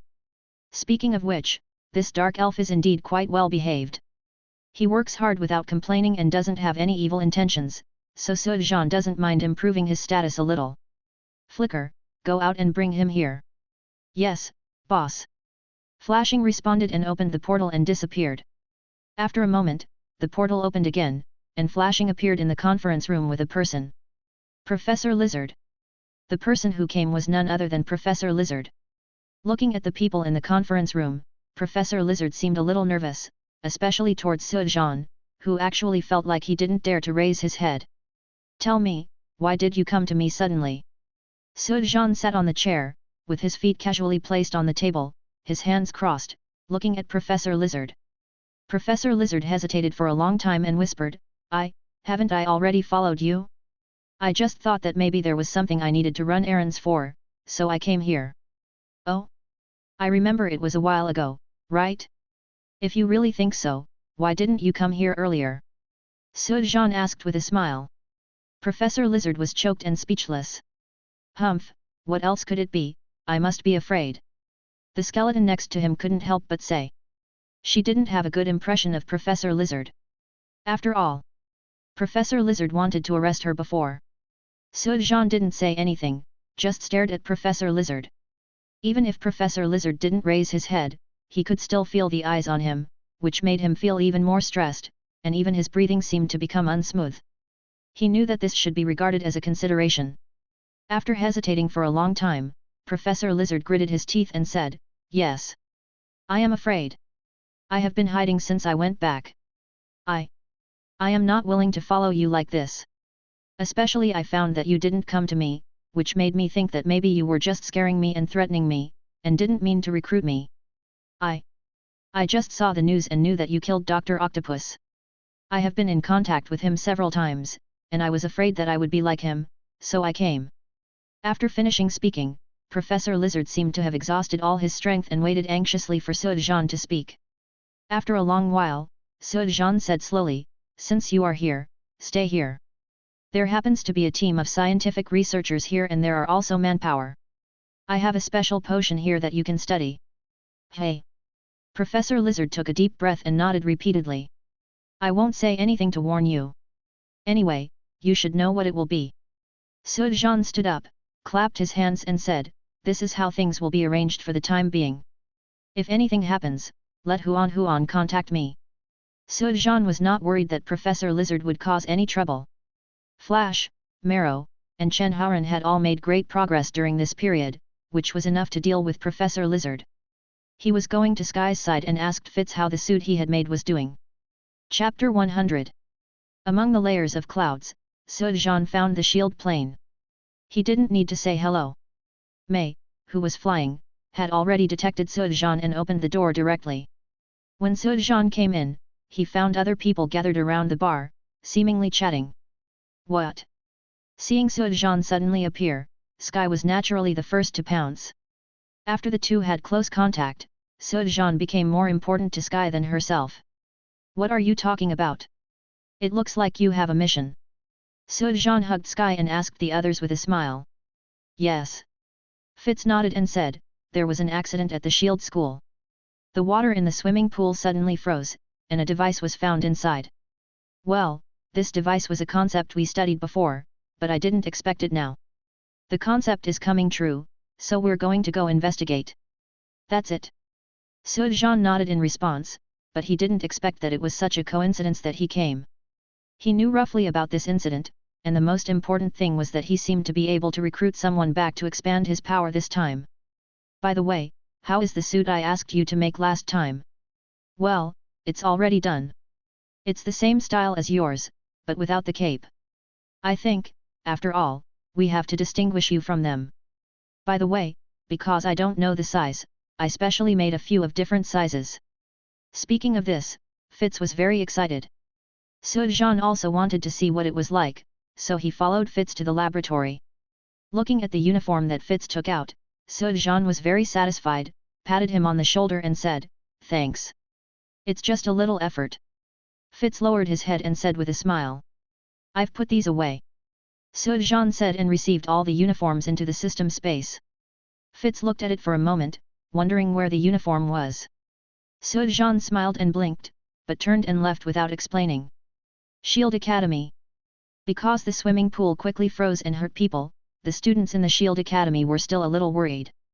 After all, the device was obviously placed there intentionally, and it was specifically targeted at those swimmers. "I don't know. Whoever released it does not know who is targeted, which will naturally affect the students' mood and emotions. Because this device was successfully designed by Fitz and Simmons, they were specially invited to give a speech to reassure the students, and also to investigate who did it." Sudejan, Sky, Gemma, and Simmons came to Shield Academy. Carlson and May had other missions and were not accompanying them. "This is Shield Academy. Doesn't it look no different from an ordinary university?" Sky looked around curiously. Students passed by leisurely, chatting in groups, or sitting under a tree or beside a flower bed. Looking down at the tree. "There is really no difference, except that you must have at least a doctorate to study here, and there is no one with an IQ below double digits." Fitz whispered, "If you continue to study, you should be here too. Sky's IQ is not low, especially her hacking skills. Otherwise, it would be impossible to become a consultant for S.H.I.E.L.D. Just as he was talking, a woman came from a distance. A dark-skinned woman in formal business attire. "You're here. Nice to see you." The woman came over and smiled, extending her hand and shaking hands with them one by one. Simmons said happily, "You are still so beautiful. This is the officer in charge of this case, Agent Weaver." Simmons said it, but it was obvious that Sky and Sudejan also knew it. "Is there a suspect?" Sky asked curiously. Agent Weaver nodded and said, "Based on the intelligence level required to find that device and develop it, we have narrowed it down to the best 10% of the students, who should be among them. Can we talk to the injured person?" "Of course, I'll arrange for you to talk to Seth after class." Agent Weaver responded. "But now, Fitz, Agent Simmons has to go to the lecture hall to prepare his speech." suddenly discovered that they are very popular here. Sky and Sujan walked behind, watching many students gathering around Fitz and Simmons to say hello, and said with a smile. After all, they are the top students in Shield Academy. They are going to prepare a speech, and we are walking around? Is this a rare occasion? Sujan said to Sky with a smile. The two were walking in Shield Academy and soon saw a wall full of names. This is the Wall of Heroes, which records many heroes who died in the line of duty. Sujan and Sky looked at each other for a while. Sky noticed that Sujan had been staring at a name and couldn't help but take a curious look. Bucky Barnes. Captain America's childhood friend. When Captain America was not Captain America but Steve Rogers, he had already taken the lead in joining the army and later joined the Howling Commandos. While on a mission with Captain America, he fell snowy mountains.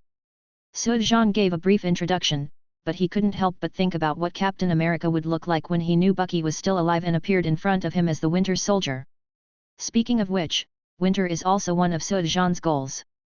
His body has been modified by Hydra, and the effect is similar to that of Captain America. He also has a mechanical arm. It can be said that the overall strength is comparable to Captain America.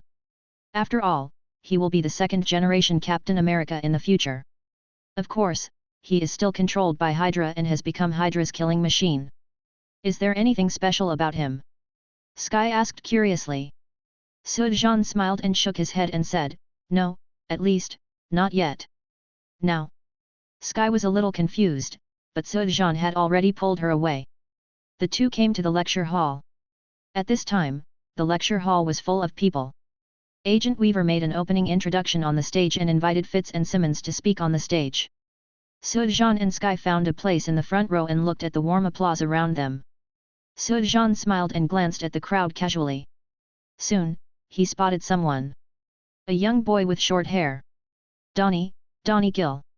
Looking at him, Sujan's lips raised slightly. Warm applause suddenly sounded, and there was cheering all around. Sujan turned his head and looked at Simmons and Fitz on the stage, smiling and nodding. It seemed that the content of the speech just now was pretty good, although Sujan didn't even hear what was said. Oh my god, what happened? Help, come help me. Suddenly someone stood up and shouted in panic. Ice suddenly appeared under his feet, freezing his knees instantly, and it was condensing upwards rapidly.